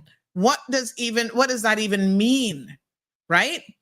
If you have the abilities to get the job, maybe you have more than what is required for the job, but isn't that a good thing to have more than what's required for the job? But I take her point when she clarified it. She's saying, no, what she actually means is that degrees are not everything, because listen, there are people who have degrees who still can't talk. This is what I'm telling you, right? So your ability to have a actual formal degree, master's, even a PhD, does not mean that you're relatable. And I think that's one of the things we should put on the list, because God knows we want elected officials who are relatable. And this is going to play a pivotal role in this election, and it has played a pivotal role in previous elections, because some of you will say, Sandy, that person doesn't understand their plight. We say it in different ways. Like, they're not the average person. They're stuck up, or they come from money, or, whatever. And that comes down to singular word, their relatability. So we have to believe that they can relate to us and what we are going through, because then they will understand the feelings of the people and they can put things in place to address it. If someone doesn't have a relatability factor, that also is connected to empathy, right? How can they work on our behalf and speak on our behalf if they don't understand the problems as we, the people, see them? And that is a fair and accurate situation. But a lot of times we don't quite describe it that way. We'll just say, oh, that person thinks that they're better than us or whatever. And that's not even necessarily it. We just don't see how they are relatable. And coming back to the young man's point, who said we've had people who, met all of these criteria that we could have selected better than John for sure, and they didn't get elected. Sometimes it is the minute things, my friend, such as relatability, right? You can have a Caymanian that is educated and all this kind of stuff, but if they're not relatable, you think they're on cloud 9 and you down here in cloud 2, what are you electing them for? The average person cannot relate to them. And so they have got to have the necessary skill set to be able to bridge the gap and make themselves relatable. How do they do that? That's a good question. That's when you do things like you go sit down and you play dominoes at people. That's why Alden had to be schooled in relatability by Kurt Tibbetts. Kurt Tibbetts took him around, sat him down, eat that rabbit at them people pot. Go help yourself. That's how we do it around, yeah. Because that's how Caymanians are relatable. Okay? You can't just walk around every 4 years. Nobody not seen you before. Nobody don't know who you are. And you come and walk around in a suit and tie in these neighborhoods, whatever. And people are like, who the hell are you? Where you going? You're not relatable. Take off that suit, take off that tie, come and flex with us for a little bit, sit down, talk to us down by the dock, go down by the waterfront with the fishermen hanging out, talk to them for a minute. That is relatability. And that is a very, very important skill to have as well. Ms. Joy Sand says respectful, have a mind of their own, a team player. Someone who is principled and high integrity, says Elizabeth. Transparency, says Miss Pat. Own your ish. The who, what, when, where, how much. Damien says someone who is dedicated and real passion, to do the things that they promise while campaigning. They also need to be a realist, be realistic about what you can and can't accomplish for the people, because that's one of the problems. They promise us the moon, the stars, everything, and they can't deliver none of it because none of it was even realistic.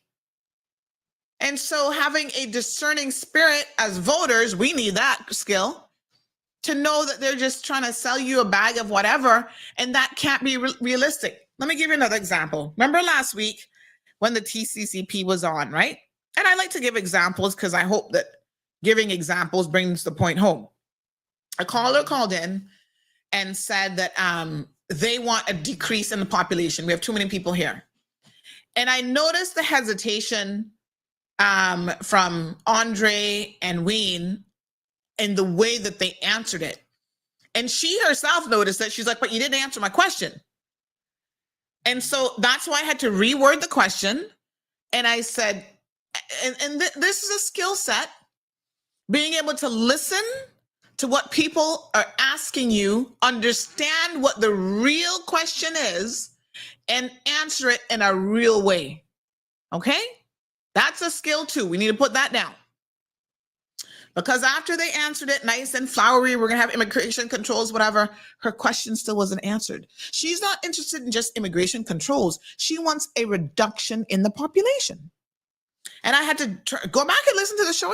I asked them again, is it realistic for there to be a reduction in the population? And they finally got to the point, which is what she wanted to hear, which is no, that's not a realistic solution. We have no way of realistically reducing the population. So being able to tell people, this is a skill that we need to add to the list. Being able to tell people not what they want to hear, not what is popular or will get you votes, but what is the real position. Okay? Because the real position is, how do you decrease the population of the Cayman Islands without at the same time negatively impacting every single business and every single industry and every single person who has an apartment for rent and all of these things? I'm just saying. There's no way for you to do it. And I would challenge you to show me anywhere in the world where people go around and actually decrease populations around the world. Good morning, caller. Good morning, Aunt Son. A blessed morning. Morning, honey child. And just filling in for myself. But, how are you? These politicians, what we need out of them is someone that could sit down with the crowd, someone that could sit down with the people, and actually be with the people, not afraid of them. Well, this comes back to relatability. Yeah, you grew up around us, so why are you afraid of me once you get inside that parliament? Yeah. Why is it so hard for you to talk to me once you inside that parliament? Right. Good one. Thank you so much. Yeah. All right, honey. That's what we need. Yeah. And again, there's a degree of that's relatability. Anthony says, morning, caller. Good morning. Morning. How are you? I'm good. Sound like you a little bit stuffy this morning yourself. Yeah. Oh gosh. I'm one of these people that the weather affects my sinuses. Oh yes. I'm feeling it too, but I'm not sure if it's the remnants of COVID or what. Yeah, I don't have COVID. Yeah, no, I had it. Yeah, I know. No, I was just listening to what you said just now. Mm-hmm. And just want to make a correction there. Mm-hmm. The question wasn't about decreasing population. Mm-hmm. The question was, would they commit? So, would they commit to, in other words, addressing it and doing what can be done about it? Mm. And I know that it can be done. The question is, are they willing to address it and then act on it? Because it can be done in many ways. Yes, it can be approached through immigration. Laws can be changed. But no one answered the question. And I took that to mean, and this is, since you're talking about relatability, I took that to mean, no, none of them were even committed to answering the question, much less to address the problem. Because there's no one living in Cayman today that doesn't, or I should hope, they're not all blind, and that they can see that we have a runaway train here as far as the population continuously increasing. And it's not because Caymanians are producing at rapid numbers. I just happened to catch that, and I just thought that I'd correct that part of it. Thank you and so I much. I know that Andre did eventually say that, no, they can't decrease it, but of course they can deal with immigration and so on. But there lies the problem. No one is dealing with immigration either. Because I could break down a couple of things that could decrease this population. Now, I'm not saying that I would see the numbers that I would want to see in my lifetime, but it could certainly happen. You know, we have our children going off to university and they're not coming back home because the jobs that they would like to come back home and at least apply for, those jobs are being secured by work permit holders. And I'm not talking about our gardeners and our domestics and so on. So when I ask about something, I know why I'm asking, and I don't ask a question unless I know the answer to it already. But while you're on the subject about what you would want in a representative, the top of my list would be integrity. I don't know if anyone mentioned that, but that would be at the top of my list. Because if you have integrity, then regardless of what you are capable of doing, I think we could rest assured you won't do the wrong thing. Because for the wrong reasons, the love too. of money. Yep. For the love of money is the root of all evil. That has been running rampant for too long. Okay. Thank you very much. I appreciate it. Okay. Some very good comments. I think we had integrity on it, but just in case we don't, please add integrity to the list. We got a good working list here. And I'm going to come to something here. There's a question that has come in, or a comment that has come in, that I think is a fair comment and is certainly worth addressing.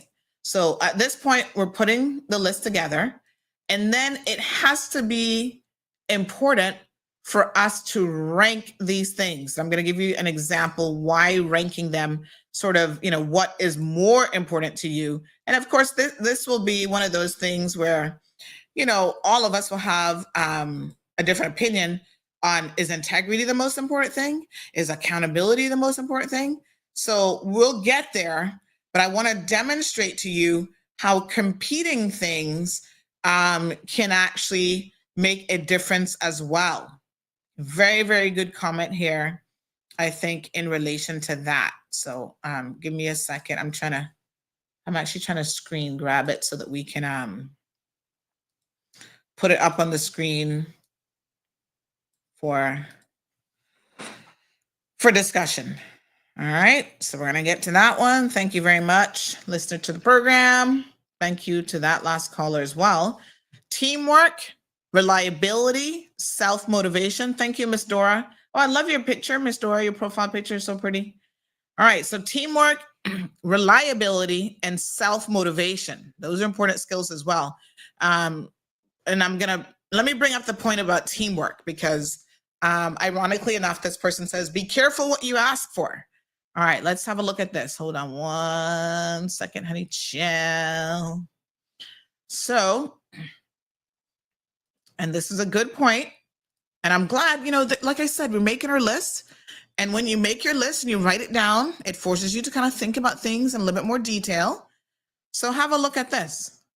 This is what this person said. Teamwork. What does teamwork mean to you? Hold on. And you'll see my response to them. Where is this one now? You're calling the wrong number, but that's okay. Good morning, caller. Well, can I speak on this one, though? Am I on air? Yeah, you're on air. Okay, but thanks for letting me do that. Okay, very briefly, Sandy, I am always very interested when you talk about issues about immigration, and people sometimes say, well, but you are not even a Caymanian, why are you interested in this? I will tell you the reason, apart from the fact that I don't like injustice. When I was with government, the people who complicated my life made it impossible for me to stay within the portfolio of legal affairs were status holders, okay? Yeah, they are status holders because, for example, a Caymanian lady came there and said she wanted to learn how to write legislation, and she was already working for government. And I said, I won't ask for any extra pay or anything. Give me this person to train. I was told that, what? You want to train a Caymanian? No, you can't do that. And I have a very good background regarding training. And let me say this out of no personal aggrandizement. I used to go to an institute in Rome in the 90s to teach legislative drafting to Commonwealth students. That's where we used to converge. And then for the last about 12 years, actually, even when I was still in Cayman, I am an instructor on legislative drafting, teaching Canadian lawyers how to write legislation. I do have a few from the Caribbean, but most of them are from there. But I was told that you can't do this. Now, let me talk about what the chat you had with the TCCP when they were on. I liked it when somebody asked the question. They said, "Oh, but you see, can we reduce population?" And you asked a question, and I was listening to that. You say, "Well, is it realistic now, to say that we can reduce the population?" The same thing happened kind of to me. I don't think it was the same show. Maybe it was the show before that. I asked, I said, "What targets do you have as TCCP in terms of grant of PR and status? Do you have any targets?" Forget about the bigger question about population, but how about the targets there?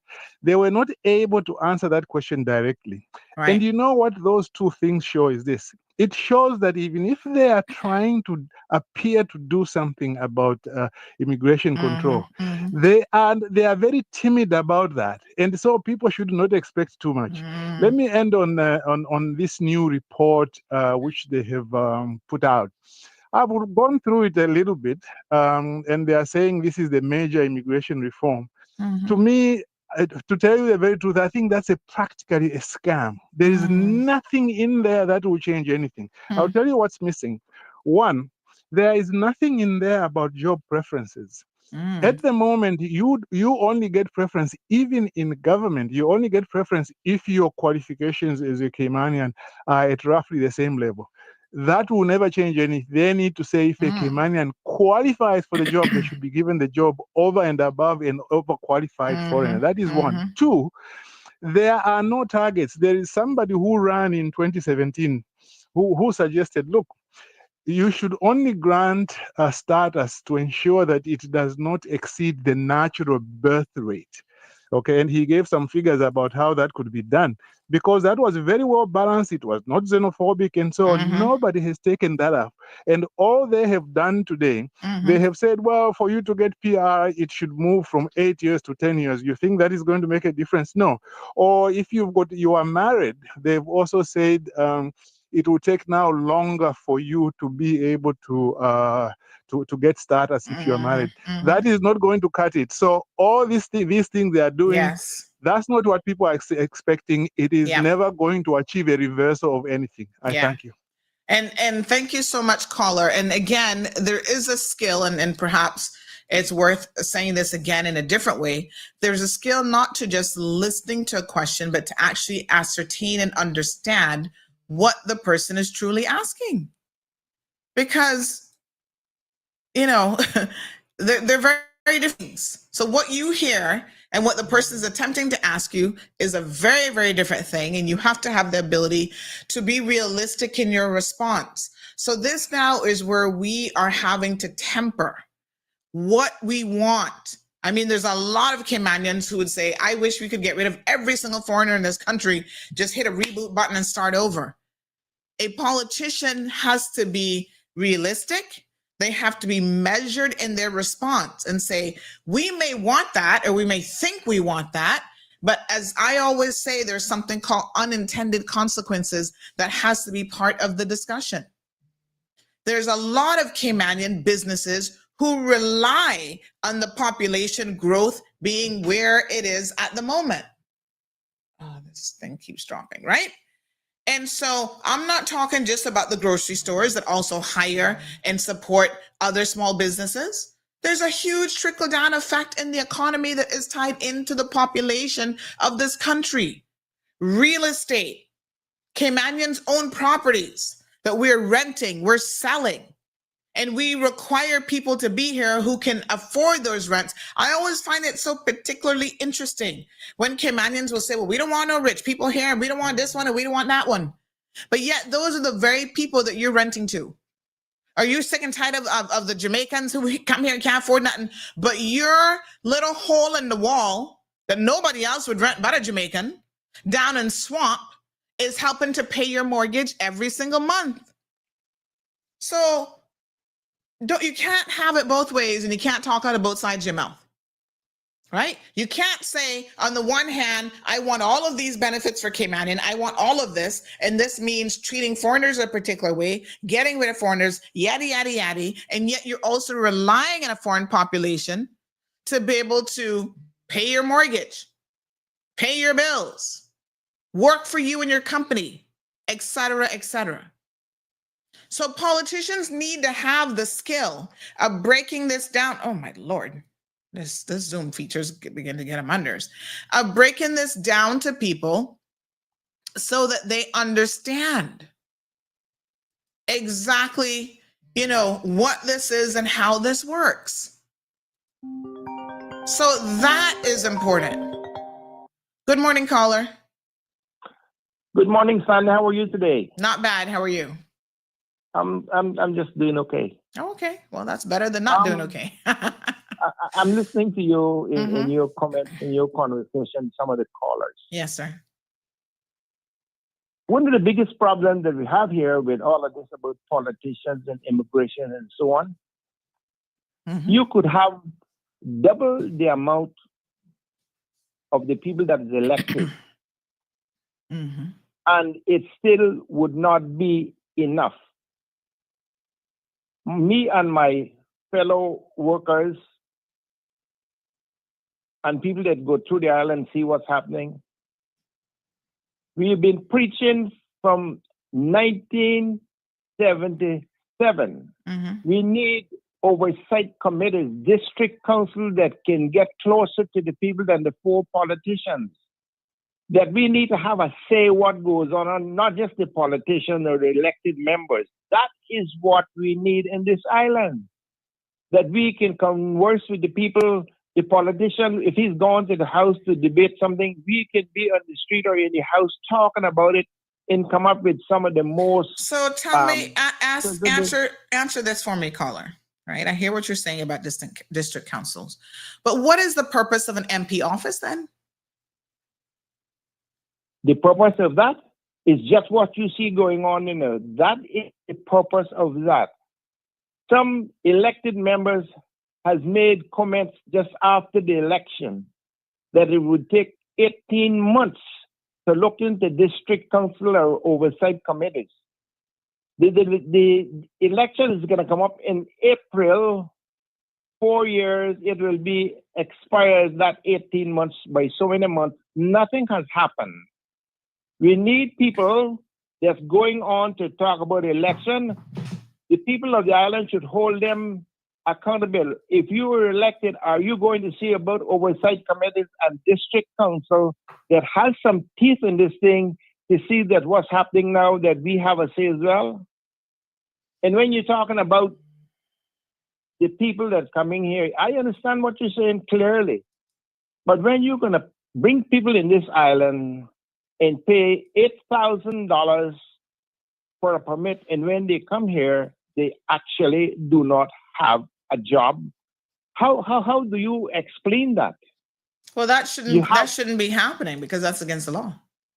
And against the law and against the country, because you have a lot of people, I will tell you up front, into this country, they do not have work. They are survivors.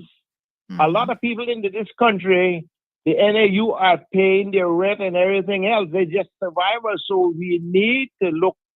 I'm not going to take it and say you should really reduce the population, but we certainly need to see what's going on in this island, because something definitely is not right. Yes. So, and I mean, those people shouldn't be here anyway because they're here unlawfully. If you're here without work, legitimate work, you're not supposed to be in this country. So I think we're talking about two very different things here. I wasn't contemplating the situation with those people at all, because in my mind, they should not be in Cayman under any circumstances. And so that is the tightening up of people who are getting work permits, who have, by the way, valid business licenses, and they're putting in for work permits for people who they don't have the work for. And we know that that's a whole scam that is carried out, need I say, largely by Jamaicans and Filipino expat workers. And it's their own people who are doing it to them. So those people might be, now they might be Caymanian business owners, right? But they are Jamaican nationals who are taking advantage of their own people for an almighty dollar because they're having them pay for their own work permits, pay for... You could not be more right. You are certainly so correct. And it is a identifiable fact. It's not what you know, but who you know. That is correct. Thank you, caller. Thank you. Mm-hmm. So, some good points. I would say, again, I'm not so convinced that district councils will solve any of your problems. I think it's going to add a layer of bureaucracy and make your lives even more complicated. And it's going to be just like boards. It's another layer between you and your MPs.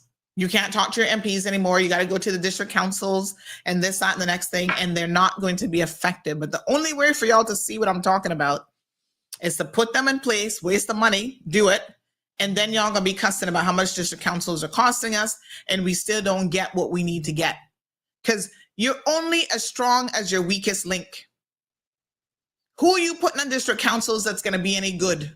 Ask yourselves that question. It's all gonna be about political favor. Look right now, I challenge you to look right now at the number of people that you have who are, pushing for candidates and all this kind of stuff. Those are the people who are going to be on district councils. You impressed by any of them? Speak the truth and shame the devil.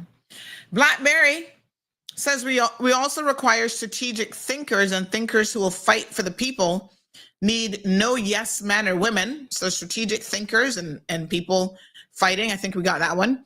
Hermes, good morning. Says good ethics. Do your job for the love of the people and for the country, and not just to fill your pockets with greed for the money. Be honest to yourself and to the people who elect you. Thank you, sir. Ms. Darlene says, I can listen to MP Andre all the time. He speaks so patient and gentle. And if any words in his vocabulary that I don't get, I will always look them up in my dictionary. Tartarian says, on the list, please get down in that back streets to know what's going on in the community. Get out of your cars, go incognito like undercover boss so you can see the issues yourself. Visionary leader who understands the value of collaboration with the public, i.e. strong leadership that has not only had strong expectations for themselves, but also for political colleagues and the wider civil service. So having high expectations. On the list, says Tartarian, knowledge of the banking and real estate process so that our people can understand and make informed decisions. Good morning, caller. Morning. Just letting you know I have to go. Okay. Okay. No problem. She was our note taker. So somebody else got to take over some notes. Understanding constituency needs and addressing concerns, commitment to transparency, vision for the future, structured private life, no big debts, understanding small businesses. All right. Yes, listen to understand, not just to respond. Active listening. All right, hold on. I'm going to take over the list myself now. I don't know how many of these she would have gotten down, but anyway, we can cross-reference them. Miss Ann, joining us from Florida, says we need MPs that would hold the contractors or projects to the contract, not by giving the contractor more money. We need MPs that protect our money.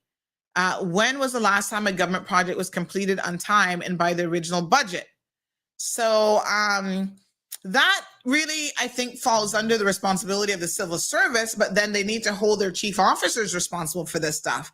So let's put it under project management would be the broader heading of that, I think, and then project controls and so on. So thank you, Miss Ann. I'll just list it as project management, but I know what you mean. Budget controls, time controls, all that stuff falls under project management. And Damien says, yes, and if a contractor goes over budget, they pay the extra expense. So you know what I hear there, Damien? That is how to write and execute effective contracts, right? Now, again, this isn't something that the MPs necessarily have to do themselves, but when they review it, the chief officers need to have that skill set. So I'll give you an example. When we're talking about the DART project, look at what our MPs jumped up and did. They canceled the contract because they thought it was politically expedient to do so, and it was going to get them some brownie points. Oh yeah, we're not going to let DART do this. And look at it now. Look at the fools. We have to pay out $35 million if we walk away for a contract. Because in the contract, DART already has got the land. So DART already has all the benefits. They already got the land exchange. They're already doing what they want with it. And we can now walk away from it and take a loss and also have to turn on and pay them another $35 million on top of it. Remember what I said at the time? And this is where we're going to hold people like Kathy responsible. That's why they quit, because they couldn't take any more of the foolishness. No, you should have quit from before if you want my honest opinion. I saw it coming. I told y'all. I said, you think that Uncle Dart and his people, they're not lawyered up and y'all can just walk away from this contract just so? There's a reason why people get legal advice when they enter into contracts. And there's a reason why you even have contracts to begin with. This is not amateur hour. This is not willy-nilly time. You don't just get up and cancel contracts without some form of a, what would we call it in law? Help me out here, Mr. Balika. Some consequences as a result of the cancellation of the contract. There will be somebody to pay. And it is the people of the Cayman Islands. So my position, I'm in agreement with when Mr. Wayne Panton had it under his ministry, sustainability. He said, okay, this is not a perfect contract that PPM went and signed at the last minute before the next election. We do have some issues with it. However, let's work in conjunction with DART, try to tweak those things in the contract, fix them to maximize the benefit for the people of the Cayman Islands, as opposed to exiting the contract entirely and taking a loss that we cannot recover from. And most importantly, we start all over again, trying to get a waste to management facility 20 years after that one should have already been completed. Meanwhile, there are other countries in the Caribbean who are on stage 2 of rebuilding or expanding their waste to management facilities, and Cayman does not even have one. We are woefully behind. But yet we're the gem of the Caribbean? We're the gem of the Caribbean when we put donkeys like John in place, and he was the one pushing the narrative for this waste to management situation about canceling the waste to management contract. Hello, caller? We're still on air, folks. So that's a problem. Shaka says many of these folks mean well, but they're not necessarily subscribed to critical thinking. Spontaneity and lack of conflict resolution abilities are two of their strongest attributes that they should have. That they should have, or that they have? You say that they have spontaneity and lack of conflict resolution abilities. So you want someone who's not spontaneous? Just clarify that for me, Shaka. I want to make sure I understand. And you want someone who understands conflict resolution. All right. Damien says telling people that they're overqualified is against the labor law since 2016. Well, they still do it. Now they tell you that you're not qualified or someone else applied who is more. Priscilla says, I think Dan Scott will be an excellent leader for this country. And then I ask you the question, why? What do you know about him that makes you think that? I mean, again, go back to her list. And then you have to make your case. Well, he has all of these attributes, and I know that for a fact. Damien says, hence why no one checks jobs overseas or degrees and experience or request for job or character references. Can you please clarify collective responsibility? Well, when they are cabinet members, in fact, I have the book. Oh, Lord, give me 1 second, Miss Celine. I have English. What was it called again? Give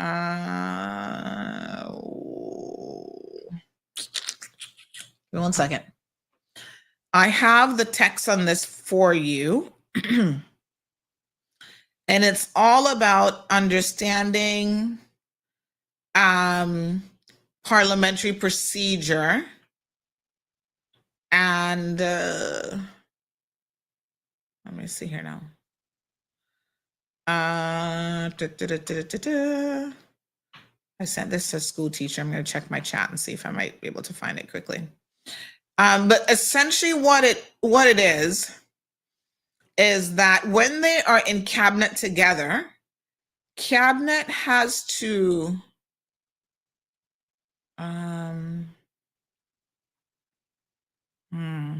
me see if I can find it. Cabinet has to basically, let me see, is this it? No.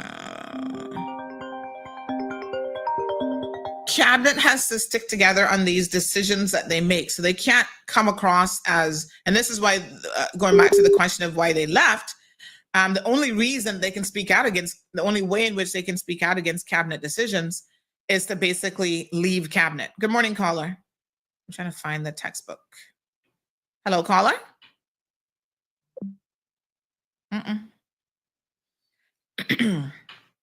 Parliamentary, I think it's called parliamentary procedure or something. I have a copy of it. I just need to find it. I'll have to see what it's called again. Good morning, caller. Yeah, hello. Hi. Yeah, sure. I've been listening to your show very intently for quite some time. I just thought I would have to chime in on, first of all, let me say you're doing a great job on a lot of things that the general public would never ever know unless you brought it to light. Thank you. And it had to be someone, so it's you. And you're a Leo, right? Oh yes. me, I'm a lion. Okay, yes. So listening, to the summary of all that has gone down, and I guess there's a lot that we don't know about. But I'm thinking here that the partnership between water and our representatives is so far skewed. Now I know all about the Westminster system and how that's how that's all panned out, to the point where it's, I don't want to, I would hope that we have come beyond a lot of the intricacies, the things that they used to do before that, they got away with. But I mean, for what you're just saying is so alarming to a water. I mean, yeah, it takes someone to run the country. But honestly speaking, I mean, it's sensible people really expected to continue to vote for this kind of crap. I mean, yeah, I know. It's a given. It's a formality. Every country has it. It takes someone to run a country, and procedure is by vote. They call it democratic. But Sandra, it's been said that democracy, as we know it, ain't so democratic. And here's the prime reason. It's so unbalanced between water and representative now that it's like, now you see me, now you don't. You vote for someone for 4 years, and it's like, they're not accountable. You can't fire them. But it gets even worse. From what I understand, there actually has like a monthly allowance to a man in office, something like $4,000. Yes, sir. And they don't do it? So many of them don't even have an office? But is that a crime? Shouldn't that be considered a crime? If me or you go out and we do the simplest of things by accident, we have to pay for it. The consequences can be dire to us, but to them they can get away with that, right? So it's like everybody speaking about justice. But you say, it's like justice seems to be very blind. And the thing is about people here need to become much more vigilant, much more conscious with their vote. It's been said, that there's only two things that the average person has. It's their vote and their labor. And in many cases, they can't get much for either one.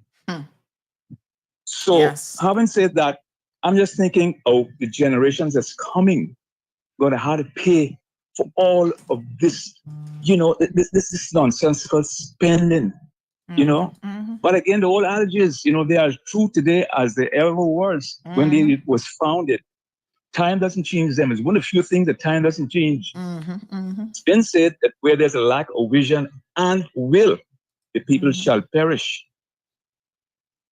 And I don't think this election will be any changes per se in people's, expectations. Yeah, people's hurting more now. Yeah. So, you're looking probably for another messiah to come and give us back all the good times they used to have. That's not going to happen anymore. Yes. But people need to hold their representatives more accountable in the sense of just don't think you can just say, hire them, give them a vote, and that they can deliver, be all, end all.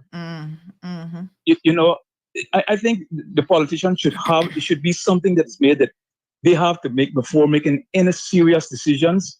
They approach the people. Now they'll say, that you give them a mandate, right? You designated them to act in your behalf. But when it comes on national importance, it should never be that way. Things of national importance should be brought to the forum, should be brought to the general public.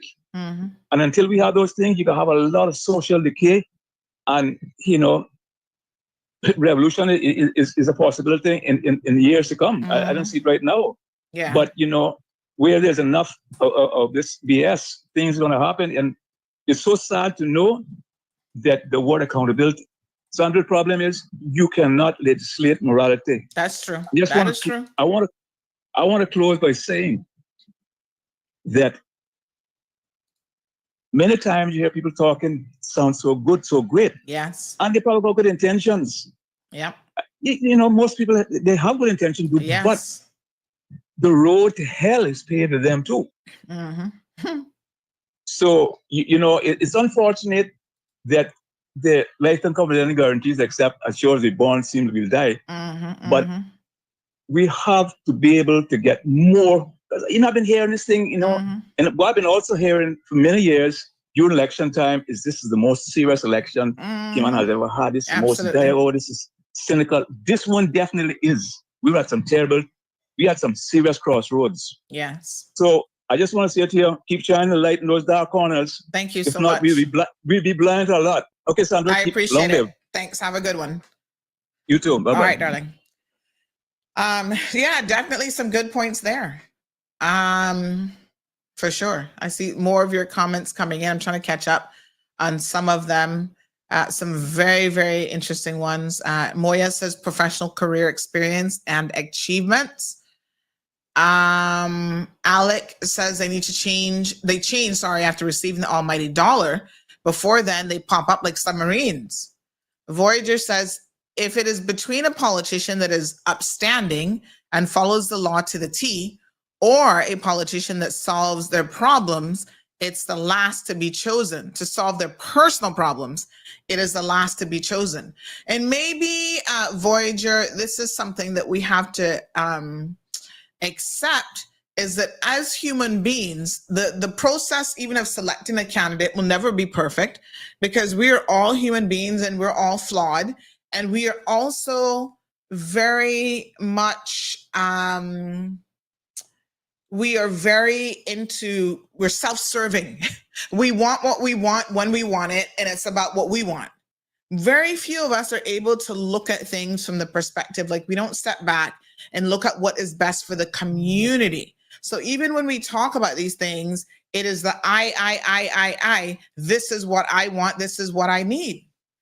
And so if that is happening, and that is what it is, how do we expect to ever get to the broader picture of what is best for this country. That's why it's so easy for people to take handouts, because that benefits them individually. That does not benefit the country in any way, shape, or form.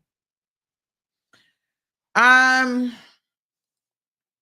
says, unfortunately, we don't have the human impact studies, which give the details of how we, the people, will be impacted by these decisions. Why? Again, Miss Pat, we have people who won't even participate in the annual, it's not annual, but the census that's done every couple of years. Oh, I don't want people in my business. They don't understand that census information is the only way that we can make the data-driven decisions. So we talk about the triple D, the data-driven decisions. The only way you can make data-driven decisions is if you have data. If you ain't got no data, you're just shooting in the breeze and you're making decisions on a whim that you don't know how and who and when and whatever it's going to benefit. So it starts with collecting and collating and interpreting the data before we can then use it to make effective decisions. And yet we come from a population of voters and people in our community who don't want to give out basic information and will hide everything. Good morning, caller. Good morning, Miss Sandy. How are you today? Not bad. How are you? I don't want to mean you never wrote today. My throat been dry for days, but leave that.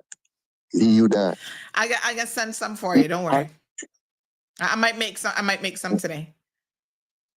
Yeah, me here, but here you should have called me on my own.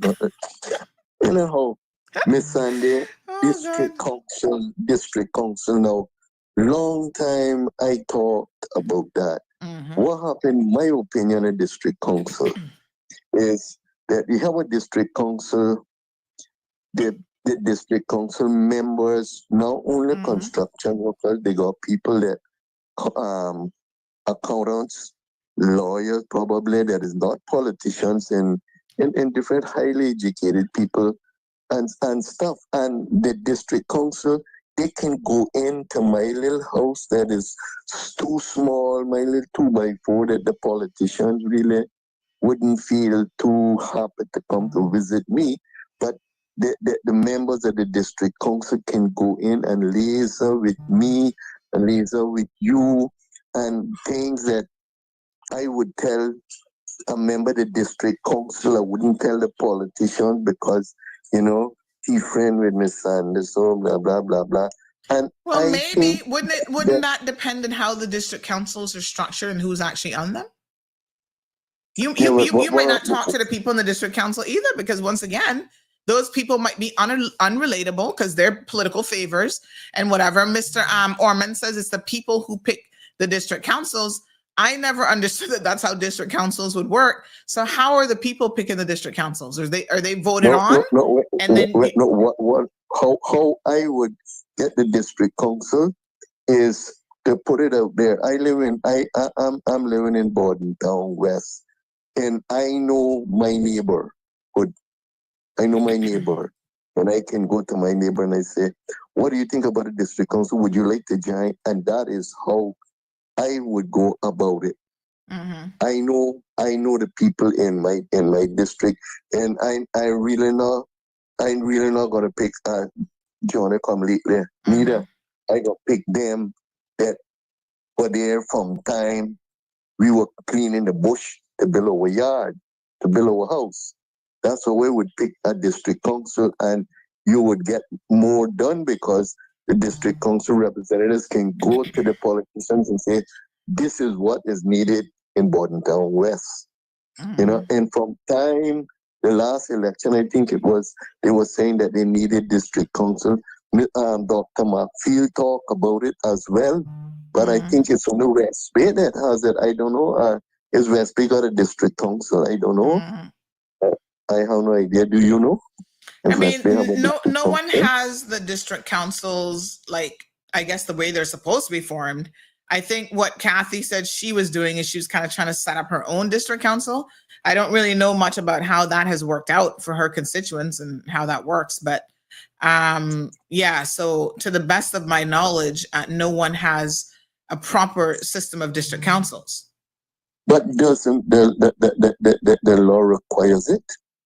I understand that the law requires a district council. Well, it doesn't, I don't think it requires it. I think it provides for district councils. And so a lot of people have been saying that they want to have that option. They want district councils in place. Yeah, they should. I mean, my like I said, it's just my personal opinion, but I only see district councils as adding a layer of bureaucracy. If they don't actually achieve anything, in my mind, what is the point? Yeah, well, the point is, like I said, they just you try it. Some things you can't see until you try it. But the politicians ain't got no time to visit everybody. The politicians ain't got no time to visit everybody. That shouldn't be a politician's job. I'm going to be honest with you. That shouldn't be a politician's job. But if a and that's where the district council come in, the district councils may say that's not their job either. We have to define. I mean, what are district councils for? What will be their remit? So you're assuming that's what district councils are for. I can't make that assumption. Who is going to define what the purpose and the remit and the ambit of district councils is all about? I don't personally know that. That's your vision for district council. My vision for district council might be different. So how do we come to a consensus on what the purpose of district councils even is? Are they the people that you call, like you say, because you want someone to come in your house and have something sorted out for you? The district councils may say that's not what we're here for either. So what is district council for then? That's my question, honey child. That is my question. I would love an answer. So when these MPs come on, we can start asking them, what are district councils for? Thank you. That's the $1 million question. What are they for? YouTuber says, what's the role of social workers in each district? You see, we have civil servants already in place who are supposed to be doing some of the things that you all say there's a need for and isn't getting done. You don't recreate the wheel. You don't complicate your life. You don't add to the bureaucracy of government and the expense of government by saying, let's have district councils. Are those voluntary people who have to go out there and work on their own and have lives of their own? Or are you paying district council members? How is that even going to work? Right? Because that makes a big difference. Each district is supposed to have these community officers, even on the police level. They have community officers that work for RCIPS. What do those people do? What are their remit? I mean, it seems to me that we have a lot of available resources. Things are not being maximized, not because the resources are not there. We need to tighten it up. And this world-class civil service that we keep talking about, maybe that's where a lot of our issues actually lie. Good morning, caller. Good morning, Sandy. It's me again. Hello. Yeah. I think you need to start doing some research about district council because there's practically 99% of the world has district councils, they have city councils, and it's not made up by your politicians. It's so how do they work? Hang on. It's like an election, just like having a general election now. It's made up by the people. They have an election and they put forward who they think should be president, vice president, or whatever, the different positions to fill. You have city councils in countries, district councils in countries, which mean that your politicians cannot have all the say. Before, like what's happening now, we're talking about the dump and all that. If you had proper council in this island, all of this would have been looked into before it even started. So this is why district council, city council comes in so handy and important in this island. We don't have anything like that. And when it doesn't mean that we go into somebody, no. It's bigger than that. We listen, we are the people. Listen to the people, and the politicians must listen to what we're saying. We have to have something in law that gives us some muscle to say what you can do as a politician and what we don't think you should feel like an advise the council who you have to listen to. Interesting. Okay. Thank you. Thank you so much. All right. You're most welcome. Thank you too. So I admit that I don't know enough. I don't understand conceptually how these district councils will work. I think part of the reason why I don't understand it is because I'm more familiar with the American system of government and politics, and we don't really have district councils there. So I just had a cursory look as that caller was speaking. I was trying to multitask, listen to what he was saying, and also have a look at this as well. And we need to have a conversation around district councils and how they will work for Cayman. Because in the UK, which no doubt we'll be aligning ourselves more closely to their system of how this works. This is kind of small. My apologies. Let me increase the size, right? What we're talking about here, they say many parts of England have two tiers of government: county councils, district or borough or city councils. In some parts, they have just one unitary tier of local government providing all the services, which is basically, I think, what we have now. And then they have county councils. These are responsible across the board, across the whole of a county, for things like education, transport, planning, fire and public safety, social care, libraries, waste management, trading standards. So this is what district councils do. They cover a smaller area than county councils, and they're usually responsible for service like rubbish collection, recycling, council tax collection, housing, and planning applications. That doesn't sound like what y'all think a district council is to me, though. I've never heard anybody explain that this is how district councils work. So they have specific areas of responsibility. This is now where we need to bring in maybe experts and people who've lived in the UK, who served on district councils, and understand how they work. So then they have parish, community, and town councils. So they're below in the hierarchy. A number of local issues like allotments, public clocks, bus shelters, community centers, play area and play equipment, grants to help local organizations, consultation and neighborhood planning. Also provide, they have the power to issue fixed penalties for things like litter, graffiti, fly posting, dog offenses.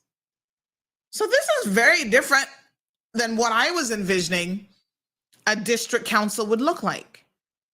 So once again, we have to first start, instead of just throwing this in place and then saying, oh, this is what a district council is, how about we educate people?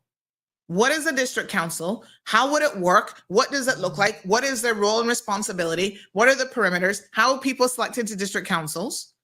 All of that, in my mind, is what's important.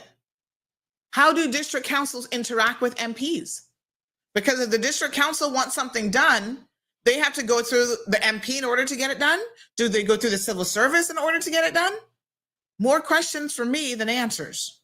Let's ask the questions and let's see if we can't put a program together about how district councils are supposed to work, how they're intended to work, and then we can answer the question of whether or not this will ultimately benefit the people of the Cayman Islands. Ms. Marjorie, good morning, says, I would think that district councils would review proposed laws, etc., and other issues, communicate with the people to get their views, and come to some consensus and present those views to government. Really? Okay. Like I said, I don't know what these district councils are supposed to do. Shaka says, yes, Auntie. Yes, you and I, both the U.S. system. What's clear to me is that the locals in Cayman want local offices to speak to, not necessarily a parliamentarian. Cayman is so small.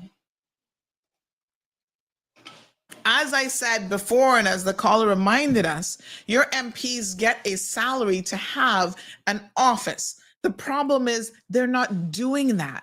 So are district councils going to have offices? Again, more money again, of course, that you can go to and you can visit an office? And who do district councils answer to? I just have so many questions around district councils. I just don't understand it. I'll be the first to raise my hand, honey child, and say, I don't, well, this thing's not moving. I don't understand it. But we'll get there. One day at a time, sweet Jesus. All right. Let's start to wrap up. One question that came in that I think is worth topical for today, worth mentioning. So this person says, we need to be careful what we ask for, as always, always, always, always. So they say, if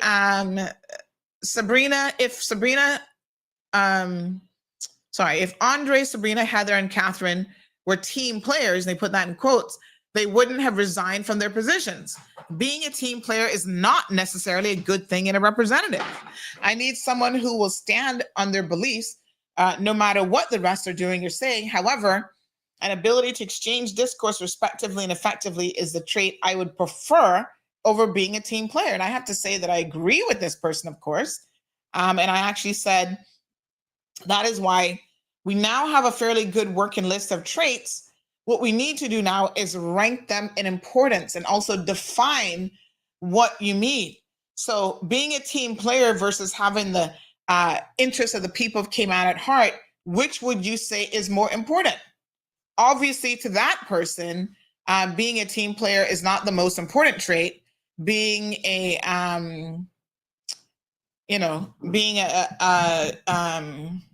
my apologies. Sorry. Being a person who is looking out for the best interest of the people, they're saying it's much more important to them than being a team player. And I wholeheartedly agree with that.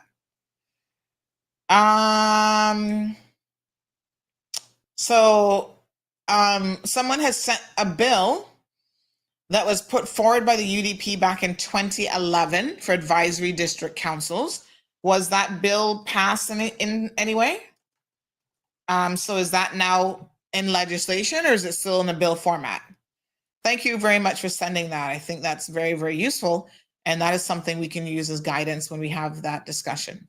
Instagram folks, thank you guys. I saw a few of your comments come in as well. So someone on Instagram mentioned that they want a representative who, let me just find that comment. They forget that they work for the people. We need to remind them of that and hold them accountable every second of every day. So again, accountability being very, very high on the list of things that we would want to have in our elected officials. Let me just check the other phone chat over on this side. Okay, honey child.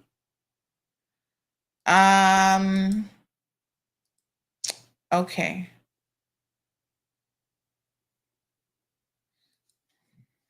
All right.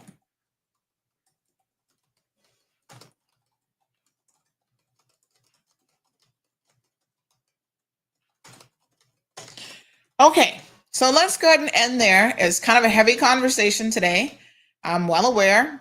But you guys, look at you. You guys did good. Most of you stayed tuned in and participated. And then what we're going to do with the list now is, I think, shall we come up with like a top 10 from that list or top 20? Tell me what you think. And then we're going to work through what we mean by each thing. So we need to give them a bit of a definition, some context. And then, of course, rate them in terms of importance, what's important to the people of the Cayman Islands. Y'all might see this as an academic exercise, what we kind of did this morning. And of course, in some respects, it is an academic exercise. But what is very, very important is that you have to be part of the process. You have to know what you want. There's a saying in life that if you don't know what you want, you'll accept anything. And so we, as the electorate, have to know what we want in our representatives. And when people, thank you, Miss Margie, she says top 20 and then rate them. Okay, so when we know what we want, right, we're more apt to make better decisions. So we go into a situation, not blindly, and that's how they're able to fool you. Because listen, it's like dating, in the world of dating. If you don't know what you want, you walk in there and all of a sudden everything looks good out of desperation. But when you sit down and you think about, what is it that I really want? These are my must-haves. These are things I don't want. You equally have to know what you don't want in a person. Then you're more apt to make a better decision. And that's the goal here. Then we can hold them to task and we can be holding them more accountable. We're going to go through that. So Anthony says we still need to go through the political candidate list. Who has a chance? No chance? Yes. I figured today, though, Before we even get to looking at the individuals, let's know what we want. And then we can hit individual A. Do they have these top 20 things that we want? And we check them off. If you ain't got even half, you don't even 50%, that's the pass mark, right? You mean you're not failing. If you don't even have half of those things, should we really be considering you as a viable candidate? That's why we got to start. There's an order of operations. Remember when you were in school, Anthony, and you were trying to learn in math? Math was not my favorite subject, but math is actually very, very logical. And so I kind of had to push my way through it, honey child. But remember when the teacher said to you, the order of operations is important? Anybody raise your hands. Do you remember the order of operations? This is when you did your little math formulas. You know how I remember it? This is like 4th grade. Whenever I was taught this, it stuck in my head because I had an acronym for the brain to associate it with. It's please excuse my dear Aunt Sally. Please is for parentheses. X is for exponent. M is for multiplication. D is for division. A is for addition. S is for subtraction. That's the order in order to get the answer right. That you do those math. You know how you have like in parentheses 5 plus 2 times 50 and to the second power and all that kind of stuff. You know, when you look at those, you're like, oh my God, my brain, I'm so confused. Well, I went to the American school, honey child, and that's what they taught us. The school that I went to, they say, listen, this is confusing for y'all little 4th graders, 5th graders, whatever we were at the time. The best way you're going to remember this is come up with a saying. And the one that they taught us to this day, it is ingrained in my head. Every time I see a math equation, I know what to do. Please excuse my dear Aunt Sally. And I just go through it. And that's how you work it out. So there's an order of operations with certain things in life, in the world of business, and even, I dare say here today, in the world of politics. So the first order is to know what you want. Let me see if I can find, I'm looking at my textbooks. I kind of move my textbooks around, honey child. I got some more book storage. I move stuff around. Remind me to read, well, somebody just write this down. Remind me to read something to you guys about the importance of knowing what you want in life. I'm going to read a book. It's actually a relationship book. Oh, God, we need to get into our book club. So many good books out there. It's a relationship book, but it talks about the importance of knowing what you want. Otherwise, you fall for any and everything. I'm going to find it. I think I have a hard copy. If not, I definitely have an ebook copy. And I'm going to read it to you guys. Okay, and we're gonna work through this. We can get there, people. I believe in us as a country. I believe that we can do better. Individually, I was speaking to a young man yesterday. He was talking about some of the hard times, you know, how he had dropped out of university because his dad was like, nope, you got to get to work to help with the family bills, to pay your own bills because I can't support you. You know, we all have our individual stories, which are not always easy stories. But it helps that, you know, a lot of us, it's helped to build resilience, my apologies, character, good work ethic, and all of these really, really important things. And so it is our individual responsibilities to give back and to feed into the collective. And I think that that's one of the most important things that we do here on this show. Yes, honey child, we got to get in the sauce every once in a while. We got to talk about people's business because that's we Caymanians and we're humans. We're going to do all that kind of stuff. But there is a much more important role to this program. This is where I put on my little teacher hat now, And this is the stuff that I love. I love learning and I love teaching and I love sharing information. And I think that as a collective, as a people, we can do so much better. We have the basic tools. We have intelligent people in our communities. They can contribute. They can feed into that. We just have to be willing. Number one, there has to be the willpower to do it. And then we got to find the mechanism by which to agitate and to get ideas out there and to just get things done in our community. That really is the bottom line for me, right? I'm a doer. Yes, I do a lot of talking, and talking is fine. You lay out your plan, etc. But at some point, that tire got to hit the road, honey child. You got to get that bus driving, and we got to get it done. Big shout out to, I guess it was Public Works. I don't know. Somebody heard us last week complaining and moaning about the facilities at the Dart Park. And hallelujah, praise the Lord, they went and fixed them. So the doors are no longer hanging on. I don't know how long they were like that for, but they're no longer hanging off the hinges and all that kind of stuff. The supply closet now is properly locked, has a proper padlock on it, and the whole 9 yards. You see? We can get things done. Small things, medium things, and really big things. We can do it as a community. Now, if I could get this camera to stop moving, that would be a miracle. All right, folks. Thank you guys so much, as usual, for tuning in. Andrew says the ingredients are important to have a good meal. No mediocre business will be tolerated. Set the bar high. Hallelujah. Darlene says maybe the majority of our voters are not ready for listening to. Well, let's get there. Right? One day at a time, one person at a time, and we will get there. Maybe it's not the majority today. Maybe it's 5%, 10%, 20% next year, increasing it to 30%.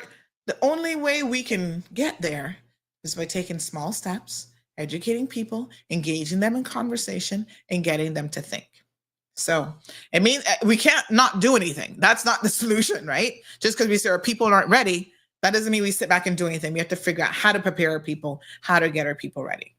All right. Thank you guys so much. I'm still trying to figure out how to make this look better. It actually looks really good when I look at it, but the lighting is off. I'll try to figure that out. And we can take it from there. Good, folks.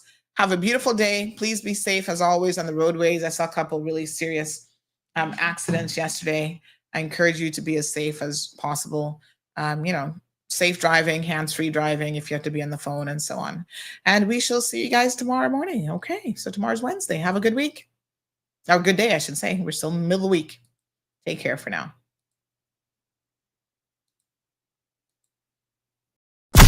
Thank you for tuning in to another episode of The Cold Hard Truth on Bobo 89.1 FM.